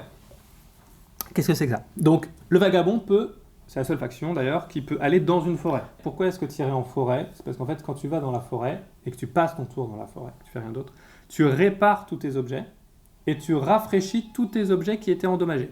J'ai vu un documentaire qui s'appelait Blair Witch, ça se passe mal en forêt. Hein. Ça se passe mal en forêt. Parce qu'il y a Ça le se passe vagabond. mal parce qu'il y a le vagabond. Alors, Il a tous ses objets. on va parler du timing. Donc, le vagabond, il peut choisir, entre guillemets, de passer son tour. Si tous tes objets sont endommagés, comme ça, qu'est-ce que je fais si j'ai plus d'objets, si tout est endommagé ? Bah là, tu n'as pas trop le choix, tu peux plus jouer. Donc, tu vas en forêt. Donc là, tu utilises ton faufilement. Tu utilises ton faufilement pour aller en forêt et tu passes ton tour. Et au tour d'après, tu ressortiras, hop, tout frais et dispo, mais tu n'auras marqué aucun point le tour où tu passes. C'est vraiment la seule faction, par contre, où... Parce que l'oiseau, il peut criser, mais il marque quand même des points s'il lui reste des nids, etc. Le vagabond, lui, c'est vraiment, il passe son tour, il fait rien. Et donc, la gestion du timing de quand aller en forêt à haut niveau, c'est vraiment critique. C'est vraiment une compétence qui est assez importante. Parce que, pareil, un peu comme la crise, tu peux te dire, ok, il vaut mieux que j'aille volontairement en forêt maintenant, alors que je pourrais encore faire des actions. Parce qu'en termes de timing, de tempo, etc., c'est plus intéressant. Donc la meilleure façon d'aller en forêt, c'est souvent de faire... c'est forcément toi qui choisis d'y aller, mais de le faire avant que les autres te forcent à y aller, quoi. Parce qu'il faut considérer que ce sera inévitable. Dans la plupart des parties, alors tu as des vagabonds où en fait ça se passe très très bien et ils ont 12 000 objets et tellement de points de vie que personne ne pourra les envoyer en forêt, mais faut partir du principe que tu iras en forêt au moins une fois dans la partie. Ouais. Une fois, voire deux, selon les factions présentes. Donc autant contrôler le timing plutôt que d'espérer un miracle. Alors, comment savoir s'il faut aller en forêt ou pas? En fait, il faut calculer ton potentiel de points. Donc tu dis, si je sors de la forêt et que j'ai tous mes objets rafraîchis, combien je fais de points en sortant? Est-ce que ça me permet de terminer? Donc le prochain tour, je fais 0 points. Le tour d'après, je fais X points. Donc est-ce que c'est mieux de faire ça plutôt que de continuer de ne pas aller en forêt et de faire X divisé par 2 et X divisé par 2, et en fait, mais prendre le risque entre les deux de me faire taper, et finalement, en fait, le dernier tour, je pourrais pas le faire. Donc c'est X divisé par 4. Et Donc, aussi un truc, c'est que des fois, parce que ça c'est un truc, c'est que des fois il faut aller en forêt parce que on vous a cassé suffisamment d'objets pendant pas votre tour, Ouais. que si vous n'allez pas en forêt, vous perdez tous vos objets parce que vous avez perdu votre sac et tout ça, donc faut essayer de... Oui, voilà, tu peux aussi le faire pour pas perdre d'objets, parce qu'en fait, effectivement, tu as dû endommager ton sac et tout. En fait, tu checkes la limite d'objets à la fin de ton tour. Donc si pendant pas ton tour, on t'a tapé et que tu as tout épuisé, de toute façon, mais là ça se voit, tu sais que tu es obligé d'aller en forêt. Oui, mais des fois, dis, parce que des fois j'ai déjà vu des gens oui, dire je peux continuer à jouer, je peux continuer à jouer. Et après se retrouver à perdre 3 et se retrouver à perdre 3. Tu te dis, j'ai endommagé que des objets de merde, mais j'ai toujours mes épées, je continue à jouer, je tape. Mais là, c'est des gens qui n'ont pas compris le jeu en fait. C'est des gens qui regardent cette vidéo. Non, mais tu peux te faire avoir. Dites-nous, Voilà. si ce conseil était utile. Donc moi ce que je dis, voilà, ça faut le calculer, faut l'anticiper. Ça peut valoir le coup d'aller en forêt, même si on n'a pas beaucoup d'objets endommagés. C'est une erreur fréquente pour moi de boiter, tu vois. En fait, t'as que quelques objets endommagés et t'as l'impression. Ouais. Et en fait, ça sur plusieurs tours, ça diminue ton potentiel de scoring. Donc même si t'es pas à l'article de la mort, si t'as l'impression d'être handicapé, c'est peut-être qu'il faut aller en forêt. Joël, il faut que tu ailles en forêt. Taille en forêt et voilà, et tu repars. Alors, un petit point de règle.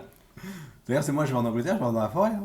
Non, mais c'est juste une parenthèse, c'est le jeu Terre de loup, Ouais. dont le premier joueur est celui qui a la plus grande espérance de vie dans la nature. Et en fait, je ne serai jamais premier joueur à ce jeu. Ouais, ça dépend à qui tu joues. Ouais. Enfin, je pense que si, Faut que tu en plus mauvais état que moi, je pense que le mec il joue pas. Faut que tu ailles dans un jeu très spécifique. Du coup, alors, petit point de règle parce que c'est un peu, il y a un peu un abus de dire je vais en forêt, je rafraîchis tout et je repars. C'est pas ça la règle.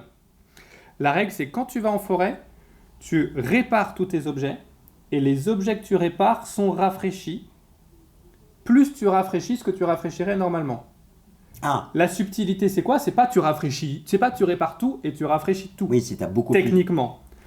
Donc, ça peut servir. Si tu as plein d'objets épuisés, mais pas d'objets endommagés, en fait, ça sert à rien d'aller en forêt parce que tu vas pas tout rafraîchir. C'est la petite subtilité. Si on respecte bien les règles, En fait, c'est un peu comme faut faire attention. le déploiement à Dune. C'est ce que tu as recruté à ce tour, plus 2. C'est ça. Alors, la forêt. Et actuellement, la garantie après-vente est offerte.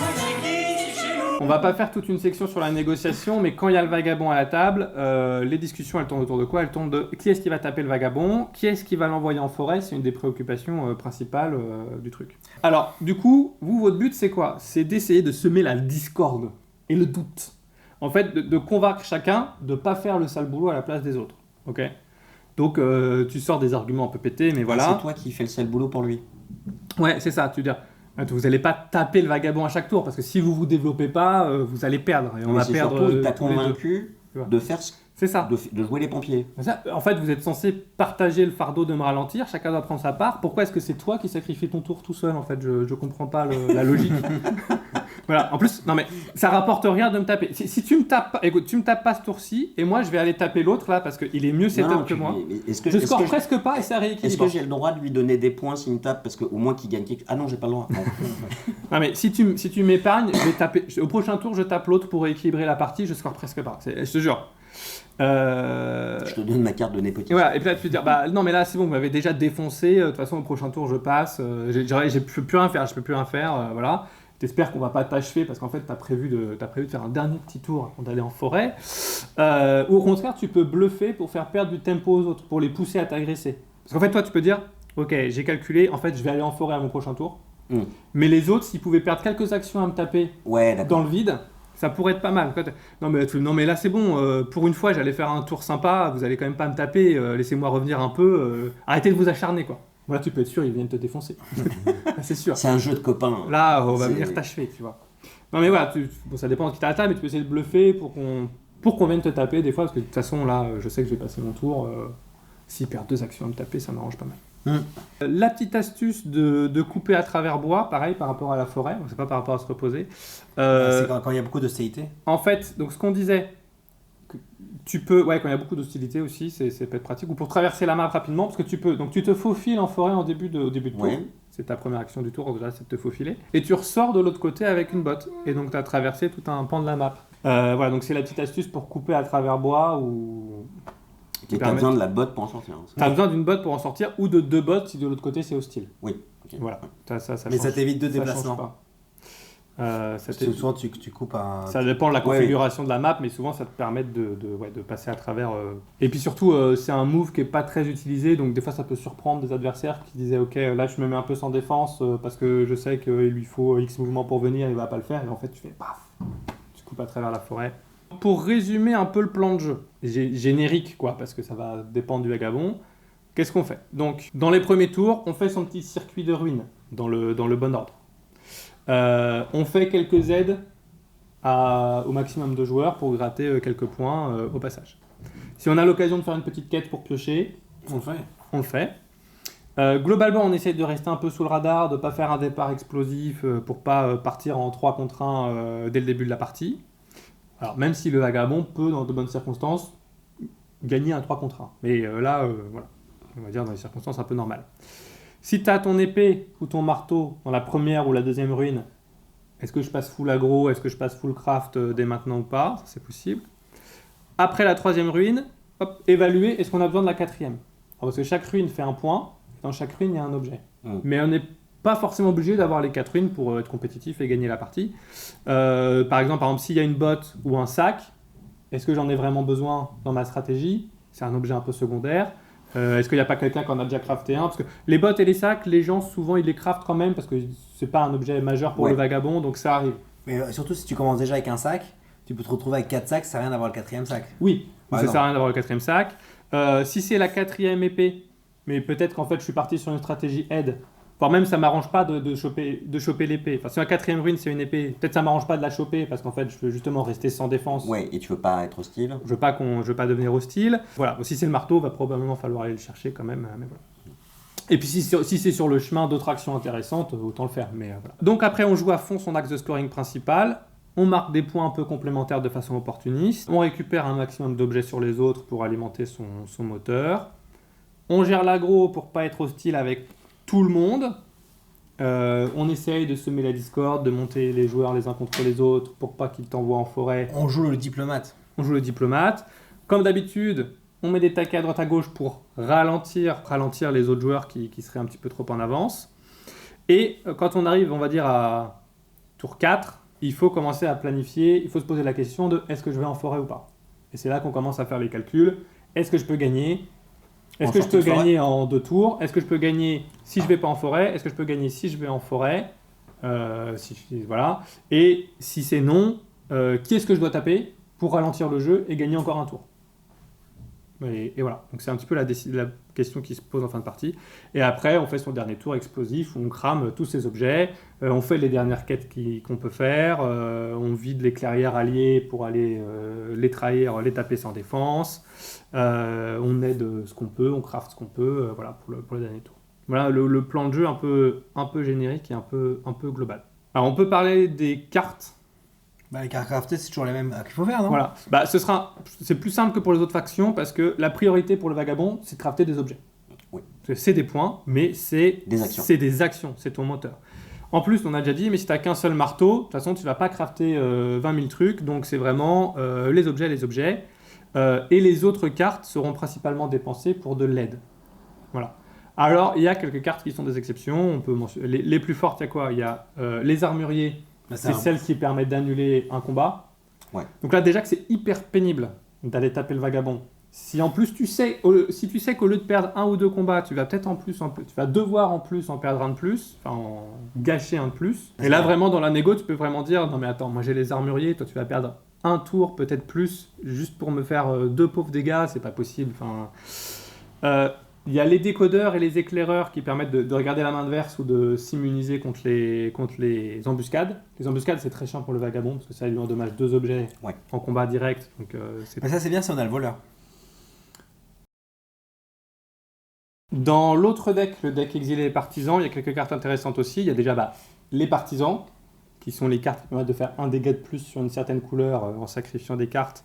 Mais De toute tu façon, les as donnés. si t'es full aggro et que tu joues pas vraiment l'aide, tu t'en fous un peu, et puis ou sinon tu les donnes avant, effectivement. Chaque dégât en plus, c'est des points en plus. Les saboteurs, c'est toujours bien d'avoir les saboteurs. Pourquoi ? Le saboteur, c'est surtout contre le croque-mort. Parce que surtout si vous jouez en famille et que vous avez prévu de raser tous les guerriers adverses de la carte, il y a un gars qui va se faire des points sur votre dos. Voilà. Les faux ordres, ça c'est toujours bien. Directive erronée, ça. Directive erronée, Oui. ça permet de retirer la moitié des guerriers adverses d'une clairière, donc ça permet d'accéder aux jetons. Je vais voir là-bas si j'y suis. Si vous êtes hostile, vous avez accès aux petits points juteux des bâtiments. Et la dernière carte, c'est les croque-morts. Alors, il faut 2 marteaux pour le coup, pour celle-là, mais ça rend l'infamie encore plus forte, puisque tu marques sur les guerriers, plus tous les lots de guerriers, tu remarques encore un point, donc c'est... Donc t'as en vrai vraiment envie de tuer tout le monde. C'est ce qu'on appellerait une carte broken. Voilà. Top méta. Voilà. Mais alors, là... La croque-mort, c'est la top méta du jeu, je pense. Hein. De toute façon, voilà, si vous avez 2 ou 3 marteaux, la liste, elle s'allonge, elle s'ouvre beaucoup plus, parce que voilà, tu peux crafter des cartes pour piocher plus, pour avoir plus de combats, tu peux faire les faveurs si tu arrives à avoir 3 marteaux, etc. Tu peux pas crafter des cartes qui sont multicolores, par contre. Non, le vagabond ne peut pas le faire. Alors maintenant, on va parler rapidement des différents vagabonds.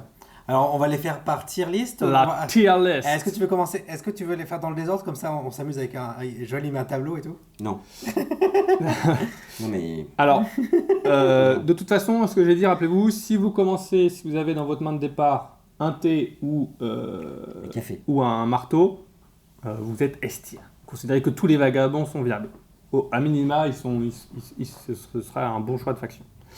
On va commencer par le bas, alors. Ouais. Donc le C-tier. Le tier, bonne chance. Il y a le Ronin. J'ai jamais joué avec celui-là parce qu'il m'avait l'air très nul. Il est très nul. Le Ronin, en gros, c'est un peu comme le rôdeur en moins bien. Donc, il est extrêmement dépendant du craft adverse. Parce qu'il n'a pas de thé, il n'a pas de marteau. Il a une capacité qui est extrêmement nulle, qui est très circonstancielle. Il peut dépenser une épée pour faire une touche de plus. Mais dans ce cas-là, pourquoi pas faire un combat de plus et potentiellement marquer plus de points. Donc, de temps en temps, ça peut être utile, mais globalement, c'est assez nul. Ces objets, c'est 2 bottes. Ces objets, c'est 2 bottes et une épée. Et une torche, non? Et une torche, ils ont tous Ils une ont torche. tous une torche, de toute façon. Ça compte pas comme un objet. Donc, voilà, le Ronin, il est assez nul parce qu'il est trop dépendant, en fait, des autres joueurs et sa capacité est trop faible. Le Brigand... Ah oui, le brigand est nul. Il est nul, mais il est très rigolo, par contre. Oui. Le Brigand, alors, ça n'a aucun sens, il est sans défense. Lui, il a aucun objet intéressant. Il peut faire aucune strat. Il a pas d'épée, il a pas de marteau. Il a l'arbalète. Il a juste une arbalète. Pour faire des points? Les arbalètes, c'est pas du combat. Donc, Ça te fait un Ça point. sert à quoi une arbalète? ça fait un dégât automatique sans combat. Tu retires une pièce adverse. Mais tu viens aussi, du coup. Non? Tu deviens hostile parce que tu retires un guerrier. Mais c'est pas en combat, donc tu fais pas les points d'infamie. Non, mais si Ça, tu retires les bâtiments. Tu retires les bâtiments, mais Donc, c'est souvent un c'est pour retirer le guerrier qui protège un bâtiment. Mais bon, bref, peu importe, on s'en fout. Le brigand, il commence avec aucun objet utile. Premièrement, il est sans défense. Donc s'il se fait taper, parce que tu sais, t'as les vagabonds qui commencent sans défense, s'ils se font taper, ils se prennent des dégâts en plus. Donc ils vont en forêt plus rapidement. Donc c'est quand même pas ouf. Par contre, il peut faire des explosions. Il a la capacité la plus drôle du jeu, qui est extrêmement importante, impactante et surtout très drôle, c'est qu'il crame une clairière. C'est la terre brûlée. Il détruit tout dessus, tous les jetons, tous les bâtiments, et la clairière devient inaccessible. Ça fait un trou, on peut plus y passer. Ah oui, c'est Ragnarok, Blood Rage. Voilà. C'est Halloween. Donc c'est drôle, pourquoi? Parce que ça peut mettre fin à la partie d'un autre joueur. S'il y avait un tas de loutres, il perd 10 loutres, bon, il a perdu la partie, bon, voilà. Mais en fait, c'est pas une capacité qui te fait gagner. Oui. Tu marques quand même les points de ce que tu retires, mais pas l'infamie. Donc, en général, oui, ok, ça peut te rapporter peut-être 3 points de bâtiment, etc. Mais c'est surtout pour empêcher quelqu'un de gagner, mais est-ce que toi, ça te fait gagner? Probablement pas, parce que t'es nul. Donc maintenant, là c'était les W tiers, maintenant on passe en En C'était les B tier. C-tier. Maintenant, c'est B tiers. Donc là, c'est les vagabonds qui ont quand même besoin d'un contexte favorable ou d'un petit peu d'aide, mais qui sont corrects parce que ça reste des vagabonds. Donc, il y a le rôdeur. Le rôdeur, il est très bon en combat.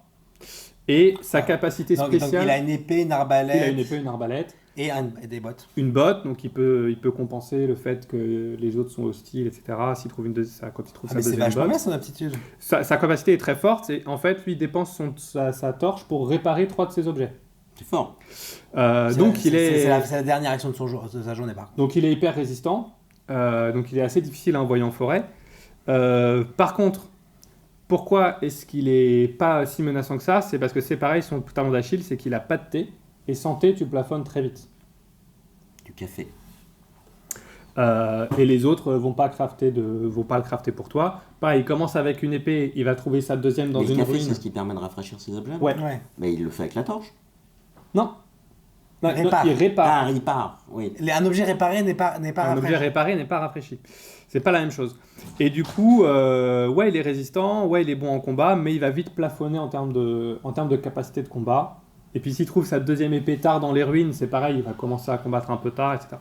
Le miséreux, Celui-là, elle est drôle aussi. celui-là, il est aussi très drôle. Alors, le miséreux, c'est un vagabond qui est excellent pour l'aide. Donc pareil, il est sans défense, il a pas d'épée. Par contre, il commence avec une pièce. Donc il pioche énormément. Comme il pioche pas mal, il peut plus facilement aider. Comme il commence sans épée, pareil, on peut pas le forcer à devenir hostile. Donc lui, il va faire une strat aide. Il va plutôt partir sur une strat aide, a priori. Son pouvoir, il a un pouvoir de provocation qui est très intéressant. En fait, il choisit 2 adversaires au même endroit où il est, et les 2 font un combat. Il Mais- fait se battre les autres. Il fait que les autres se combattent. Mais, alors, c'est lui qui retire les pièces. C'est lui qui inflige les dégâts. Ouais. Donc ça a plusieurs conséquences. C'est que d'abord, s'il y a des points à se faire, c'est le vagabond qui va les faire. Ah ouais. Parce que c'est lui qui retire les C'est lui le D'accord. général des 2 armées. Comme c'est lui, s'il y a des guerriers qui meurent, c'est lui qui retire les guerriers. Donc tu passes hostile Ah. quand tu utilises ce pouvoir et qu'il y a des pertes. Par contre, tu marques les points d'infamie après, Oui. si c'est des dégâts importants. Et toi, tu prends aucun dégât, parce que c'est les 2 autres qui combattent. Et tu affaiblis 2 adversaires en même temps. Alors j'ai une question sur le timing. Ouais. Quand tu fais des pertes à quelqu'un de guerrier, Ouais. tu deviens hostile. Oui. Et c'est au Non. dégât suivant Au ou c'est dégât immédiatement suivant. D'accord. Donc le premier, si je fais 3 dégâts d'un coup, le premier guerrier que je retire me fait passer hostile, fait 0 points. D'accord. Et ensuite, à les partir deux- du deuxième guerrier et troisième guerrier, je ferai D'accord. des points. Et donc le fait que le miséreux n'ait pas d'épée est moins grave parce qu'il peut utiliser sa torche pour déclencher ses combats. Et si c'est un jeu de chat, si C'est croque-le-beau, quoi. t'as de la chance au dé, si tu fais 3-3, et qu'il y a Ouais. des bâtiments qui sautent, t'es content. Puis ça ralentit. Donc c'est pareil, lui il a une capacité, il est assez rigolo à jouer. Mais c'est pareil, il a pas de thé, donc il a besoin du craft. Et puis la stratégie d'aide, c'est moins fort que la stratégie infamie. Donc, voilà.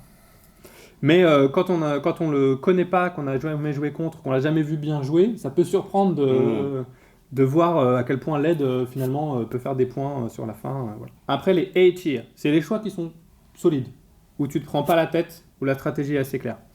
Le voleur, c'est le vagabond un peu par défaut. Lui, il commence avec un T. Donc en termes, il est hyper flexible. Il a une épée aussi. Il dépend pas du bon vouloir des autres. Il a une épée, donc il peut faire de l'infamie. Il a son T, donc il a plein d'objets. Il peut voler des cartes. Donc il peut récupérer des cartes pour faire de l'aide.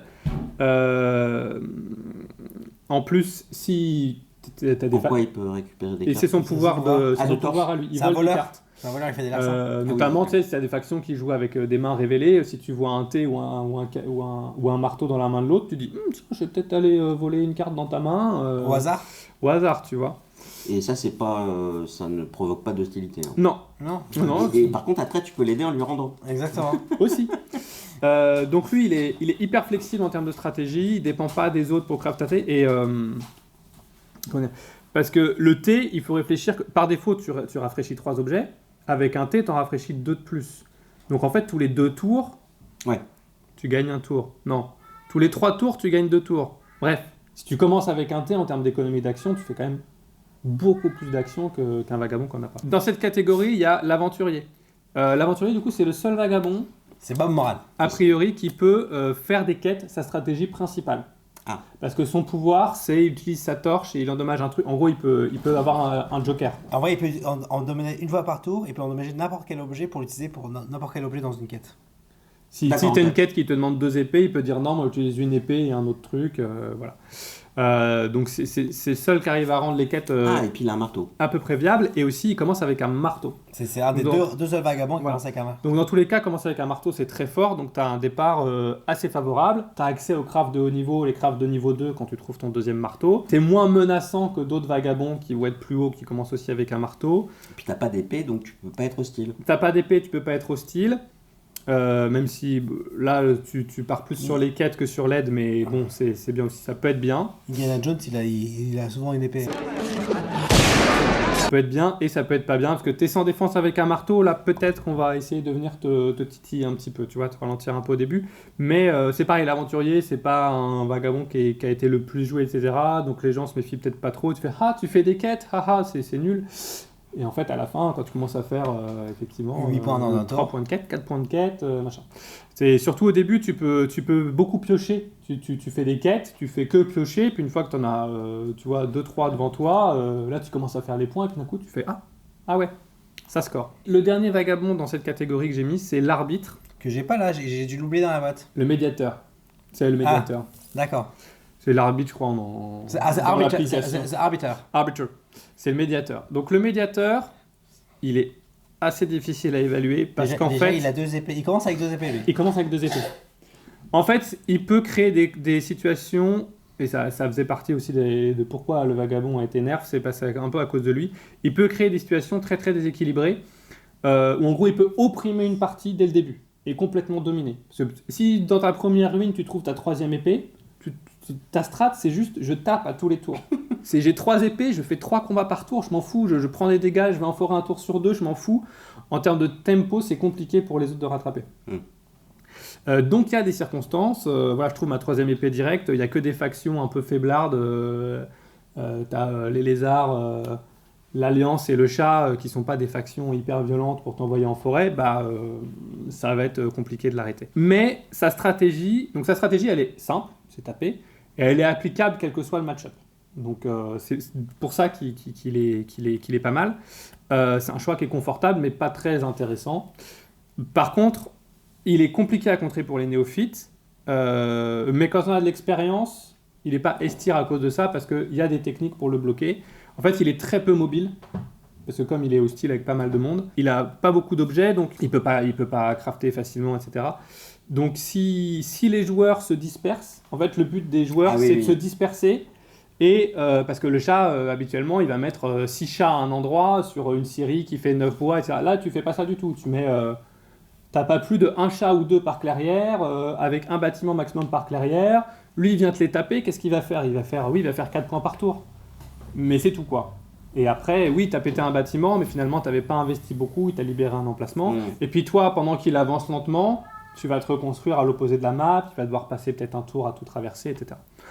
Donc, c'est quoi son pouvoir ? J'ai du mal à comprendre. Son pouvoir n'existe pas. Voilà.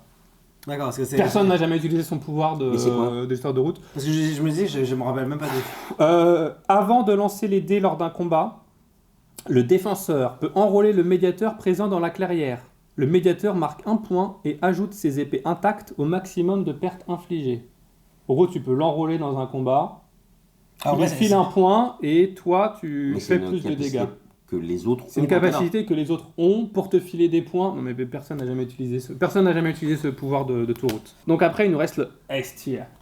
Les vagabonds exceptionnels dans toutes les circonstances. Le corsaire. Ou presque. S'il y a des rats, ils sont pas S-tier. Alors, les vagabonds S-tier, il y a le chasseur, c'est l'écureuil. Le chasseur chassant chasser. L'écureuil, il peut se téléporter. Voilà, c'est tout. Enfin, il peut se téléporter. Bah, c'est son truc, c'est vol plané, déplacez-vous dans n'importe quelle carrière. Même donc hostile. en fait, il s'en fout des bots, il s'en fout de l'hostilité, il se téléporte. Et il a comme objet, par hasard, il a des pièces. Il commence avec une épée, il commence avec une arbalète, donc voilà. Et pourquoi ils lui ont aussi filé des pièces. Donc il peut faire de l'aide facilement, il se téléporte aux endroits où il y a le moins de défense pour aller taper les bâtiments, il n'a pas de problème de mobilité. Donc si sa en fait, torche, elle est... c'est sa torche pour se téléporter. Oui, mais justement, si elle est cassée, il peut pas se téléporter. Si elle est cassée, il peut pas se téléporter. Comme Voilà. beaucoup de choses, il faut qu'il Mais répare. voilà, dès qu'il chope sa deuxième épée, en fait, il peut tout de suite commencer à aller taper et il va se mettre dans des coins où soit c'est difficile de l'avoir, soit il va cibler les trucs. Donc c'est en termes d'agression, c'est un vagabond qui est assez fort et assez difficile à arrêter, qui commence avec des bons objets, voilà. Et le dernier vagabond, pour l'instant, parce qu'il y en a d'autres qui vont arriver dans la prochaine extension, El Bricoletto. le bricoleur. Donc lui, c'est le petit castor. Qu'est-ce qu'il fait? Alors, c'est un peu comme l'arbitre, il oblige les autres à jouer très différemment. Donc déjà, quand on joue contre le vagabond, en général, il faut rien crafter. Mais contre lui, il faut rien crafter et il faut rien jeter. Pourquoi? Parce qu'en fait, son pouvoir, c'est de récupérer les objets dans la défausse. Enfin, les cartes, Oui. en fait. Donc tu peux pas te dire, ah bah je vais pas crafter le marteau, mais je vais le jeter dans la défausse. Parce que lui, il va le récupérer, puis il va le faire. Ou pareil pour le thé. Et notamment, Le café. il peut le faire 2 fois dans le même tour. Qu'est-ce qu'il va faire quoi? Il va faire, si lui, il récupère une carte marteau, il va crafter le marteau va partir dans la défausse, il va le récupérer avec son pouvoir, il va le recrafter. Et du coup, enfin voilà, en termes d'objets et de moteurs, etc. Sauf que ça marche pas avec le marteau, parce qu'il y en a qu'un, on peut fabriquer qu'un seul marteau, mais avec une épée Avec ça le marche. thé ou avec une épée, ouais. Je disais ça, Tu as raison. Parce que sinon, on est repris dans les commentaires par les mecs qui sont très pointus. Parce que je voulais pas dire thé pour pas qu'ils me disent café, donc j'ai dit marteau, mais j'aurais dû. Alors, avec le deck de base, il est extrêmement fort. Pourquoi? Parce que notamment, il peut sortir les faveurs. Notamment avec le rôle de Thanos. Il peut crafter les faveurs, les récupérer dans le deck, les rejouer si quelqu'un a la super bonne idée de revenir sur ses clairières. Voilà. Donc sa seule faiblesse vraiment, c'est de démarrer sans défense. Et là, pour le coup, c'est un vagabond où les gens se gênent pas pour Qu'est-ce le que t'appelles pour le sans taper. défense? Il n'a Il pas a pas d'épée. d'épée. Donc il prend des dégâts supplémentaires Oui. quand tu l'attaques. Ah oui, d'accord. Ok. Ok. Donc le bricoleur, c'est vraiment un vagabond qui est assez fort et qui peut justifier qu'on l'agresse pas mal. Voilà pour les vagabonds. Alors il nous reste un peu les match-up. Nos copains, donc la marquise, les chats, ce sont de très bons miaou. partenaires, que ce soit pour l'aide ou l'infamie, on est content de voir les chats. C'est un sac à points, il fout des guerriers et des bâtiments partout et du bois partout, c'est génial pour l'infamie. Il n'a pas le tempo pour t'envoyer en forêt, il peut pas se permettre de... Alors, il peut mettre un coup de temps en temps, mais il va pas... S'il joue bien, il va pas sacrifier son tour pour te taper. Il aime les cartes bleues, donc il y a moyen de négocier un petit peu avec lui un petit crédit à découvert. N'oubliez pas la petite astuce de switcher pour une domination pourrie s'il a été vilain. Alors il y a ceux qui rushent le donjon. C'est avec leur vagabond, tour 1, ils vont taper le donjon. Ah, tu peux aller taper le donjon? Bah pourquoi pas? Il n'y a rien qui t'empêche d'aller taper le donjon. Le faites pas. Pourquoi? Si vous tapez le donjon et si vous y arrivez, déjà il faut y arriver. Si vous arrivez à péter le donjon au premier tour, bah, le chat, qu'est-ce qu'il va faire? Il va dire bah, moi j'ai perdu la partie, je vais passer juste le reste de la partie, 3 tout actions taper. par tour à taper le vagabond. Bon, c'est pas cool. Et en plus, ça réduit vraiment ta mobilité sur tout le plateau, puisque les chats sont partout au début, donc c'est pas forcément un bon plan, en plus d'être pas sympa. Au niveau des ruines, donc quand tu les ouvres, ça fait des emplacements de construction Oui, pour tout le monde, mais le chat, il aime bien. Ce que tu peux faire, ce que je disais, c'est que comme tu n'es pas obligé forcément d'aller dans la 4e ruine si c'est pas Ouais. vital, tu peux ne jamais y aller et ça fait un emplacement en moins pour le chat. Donc ça va le pénaliser, surtout si c'est une ruine importante où il a mis son donjon à cet endroit-là et du coup il a vraiment un emplacement de moins sur lequel il comptait. Ça c'est pas mal. La canopée. Donc les oiseaux, eux, ils sont vraiment... C'est une faction qui est assez néfaste pour le vagabond. Parce qu'ils doivent taper. C'est une faction qui est agressive. Elle doit taper. Oui, tu sais où? Oui. Mais tu sais où? Alors tu sais où oui, non, parce qu'il peut changer son décret au début de son tour. Il ajoute un truc dans son Oui, mais il peut Mais a ajouter. priori, Ouais. voilà. Donc si elle peut vous taper, elle se privera pas de vous prendre pour cible parce que tant qu'à faire, elle a. Ouais. Alors effectivement, tu examines le décret et tu termines pas ton tour sur une clairière de la couleur où Il y a déjà un il y a combat. déjà un combat. Après, il peut rajouter un combat, Ouais. mais bon, c'est déjà moins probable. Le dernier point avec la canopée, qu'est-ce qu'ils peuvent faire? Ils peuvent emprisonner une carte dans leur décret. Qu'est-ce que c'est? C'est bah en oui. gros, Un objet. voilà, toi tu as besoin du thé, tu as besoin d'un marteau, eux ils vont le mettre. Café. Ils vont le mettre dans leur décret, et en fait, tant qu'ils crisent pas, cette carte ne reviendra jamais en jeu. Alors, ensuite, l'Alliance. L'Alliance, c'est un match-up plutôt favorable. Alors déjà, on l'a dit, tu déclenches pas l'outrage quand tu te déplaces sur la sympathie que quand tu la retires. Et au contraire, tu peux te planquer. Tu peux l'utiliser pour te protéger en te planquant dessus, parce que comme ça les autres devront perdre des cartes pour venir te chercher. Alors attention avec la sympathie, il ne faut jamais finir son tour sur une sympathie qui peut exploser ou peut y avoir une révolte. Parce que ça veut perdre quand même. Parce que ça fait 3 dégâts en fait quand tu te prends une révolte dans la gueule. L'alliance, elle favorise pas trop la strate de l'infamie par contre, parce qu'elle est très bonne en défense, elle prend le meilleur dé, mais elle a peu de guerriers. Donc si tu as une arbalète, alors déjà le simple fait d'avoir une arbalète va obliger l'alliance à jouer différemment, parce que au lieu de protéger avec un guerrier, elle va peut-être devoir protéger avec 2 guerriers sa base. Donc déjà rien que ça va la ralentir. Mais c'est une bonne cible pour l'aide. Alors, parce que déjà, elle a pas très envie de devenir hostile, enfin de dépenser des actions pour devenir hostile. Après, il faut faire gaffe parce que filer des cartes à l'Alliance, ça la rend très forte. Ça la booste quand même énormément, c'est un gros bonus pour elle. Donc, à toi de trahir l'Alliance au bon moment pour vider sa base, aller lui éclater sa base, comme on a dit, voilà, le petit coup de poignard où tu déplaces ses guerriers, tu vas exploser sa base avant qu'elle ne force l'hostilité. On peut noter que pour la coalition, c'est la meilleure faction possible pour faire une coalition. Parce que c'est justement celle qui sera le plus en arrière. Ils sont souvent derniers, mais c'est une des factions les plus explosives. Vous leur filez plein de cartes.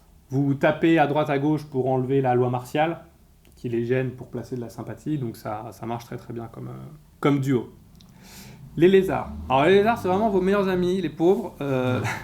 C'est des sacs à points pour l'infamie, parce qu'ils ont souvent beaucoup de lézards au même endroit et souvent 2 jardins au même endroit. Ils ont presque aucun moyen de vous envoyer en forêt, parce qu'il faut qu'ils aient la bonne couleur de paria, qu'ils dépensent leur acolyte, etc.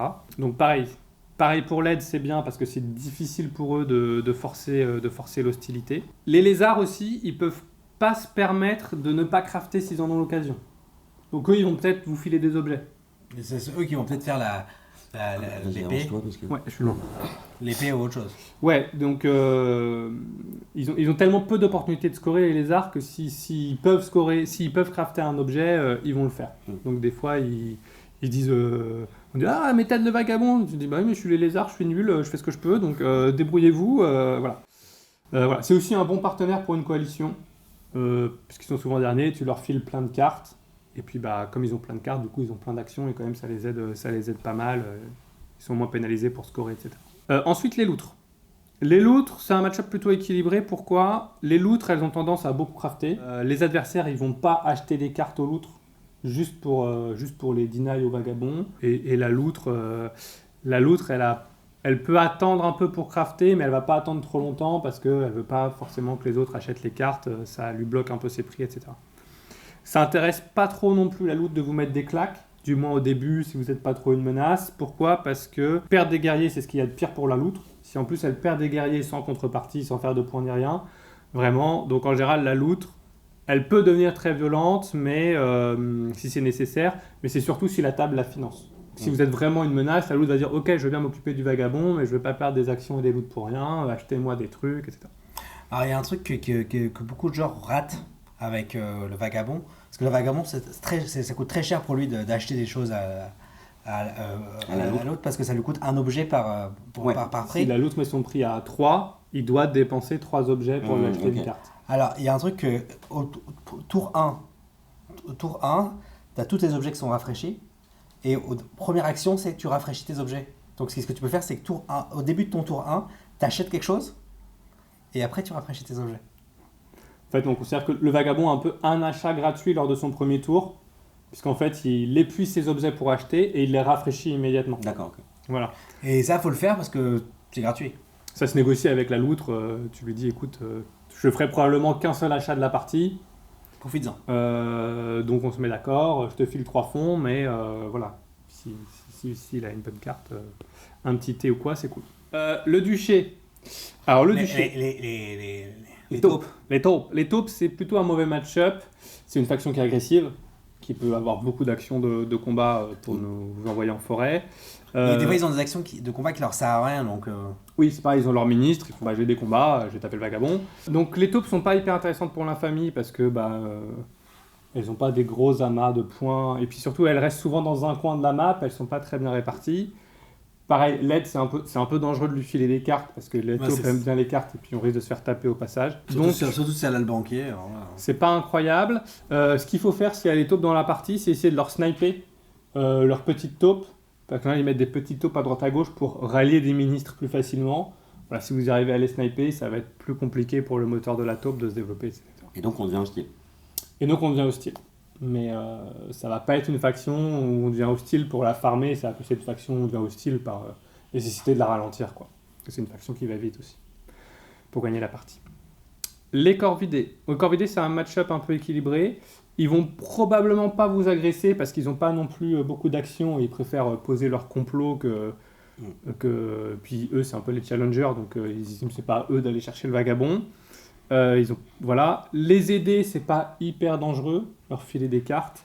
Par contre, l'infamie, c'est pas très intéressant parce que c'est pareil, ils ont souvent peu de pièces au même endroit. Ouais. Et en plus, leurs jetons, quand on tape leurs jetons, ils font des dégâts supplémentaires en défense. Donc le ratio est quand même pas hyper bon. Comme pour l'Alliance, attention à pas finir son tour sur un complot caché. Parce que s'il révèle une bombe, pareil, on prend 3 dégâts. Ouais. Voilà. Les gardiens d'airain. Les Gardien de fer. Les gardiens de fer, les gardiens blaireaux. parce que je crois que c'est airain la traduction officielle. Aucune Ou idée. de fer, je sais plus. C'est similaire aux oiseaux, donc ils ont leur espèce de décret où parfois ils doivent combattre. Ils peuvent être obligés de combattre. Enfin, ils ont un combat avant de récupérer leur relique là. Ouais. Donc, s'ils peuvent combattre sur le vagabond, ils vont le faire. Ils ont une défense renforcée qui font qu'ils perdent moins de Quand ils troupes au transportent combat une relique. Hein. quand ils transportent une relique. Alors, c'est un peu risqué, mais du coup, pour le vagabond, c'est quand même plus difficile d'aller chercher des points sur les gardiens s'ils protègent une relique. Leur donner des cartes est assez dangereux aussi, Parce que- avec l'aide. Ouais. Ils adorent les cartes, ça aide leur décret, voilà. Donc voilà, c'est pour ça que je dis que dans les dernières... au fur et à mesure des extensions, il y a des factions qui sortent, qui ont des mauvais match-up plutôt pour le vagabond, ou au mieux des match-up qui l'aident pas du tout, quoi. On pourrait se croire qu'il y a du développement en fait. On pourrait croire que ça a été réfléchi. Et la dernière faction, on a déjà parlé rapidement, c'est le Les rats. Seigneur des sangs, le Seigneur des nuées, les rats. Les rats, c'est le pire match-up possible. Il est ultra violent, il va vous défoncer, il va vous envoyer en forêt tout le temps. Et ils piquent Et surtout, il vous vole des objets. Ouais. Donc, il vole les objets dans les ruines, il les vole aux autres joueurs.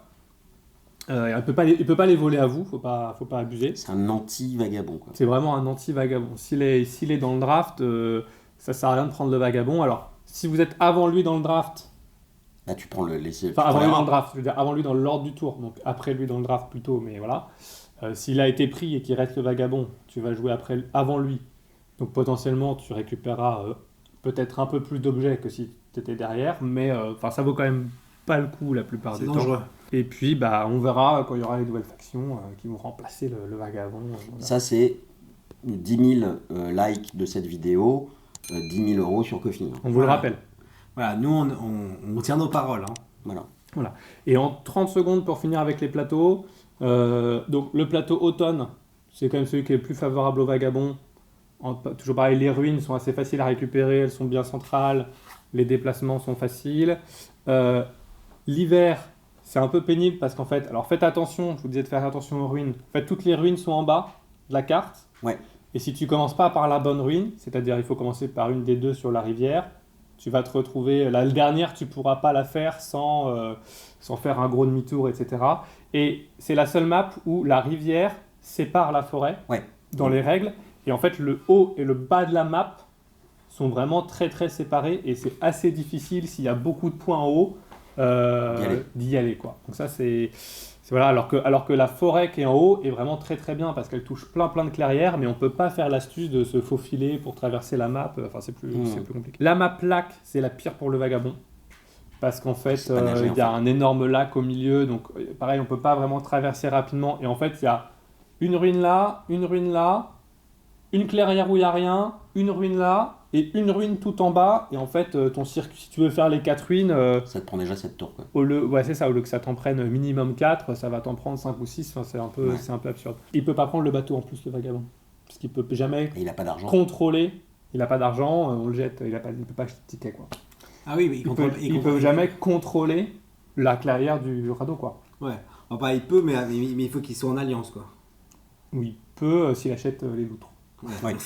Bon, bref, il peut pas. Et la dernière map, c'est la montagne. Il y a du pour et il y a du contre, mais globalement, c'est un peu pénible. Ça ne gagne pas, quoi. En fait, la montagne, c'est pareil, les chemins, ils sont bloqués. Alors déjà, les autres factions vont assez vite, vont en général plus vite sur la montagne. Donc en termes de tempo, ça arrange pas trop le vagabond. Il n'y a pas de crampons, quoi. Voilà. Si, en fait, il peut dépenser ses cartes, mais au lieu de faire de l'aide, il les dépense pour ouvrir les chemins. Donc en fait, ça revient à peu près au même, c'est pas forcément un avantage. Et le truc, c'est qu'au milieu, comme c'est la baston pour contrôler la tour, là, qui rapporte des points, là, potentiellement, il peut y avoir énormément de personnes à taper sur la fin pour faire des points. Mais Par contre, il vient hostile avec tout le monde, quoi. il vient aussi avec le monde. C'est pas une map particulièrement Ça va avantageuse, dépendre mais de c'est ton pas, vagabond, c'est en pas plus. la pire non plus. Voilà ce que j'avais à dire sur le vagabond. Et C'est bah déjà pas mal. super. Donc ça conclut notre guide du routard de manière Saison 1. définitivement provisoire, Saison ou 1. provisoirement définitive, au choix. Dites-nous si c'était intéressant en commentaire.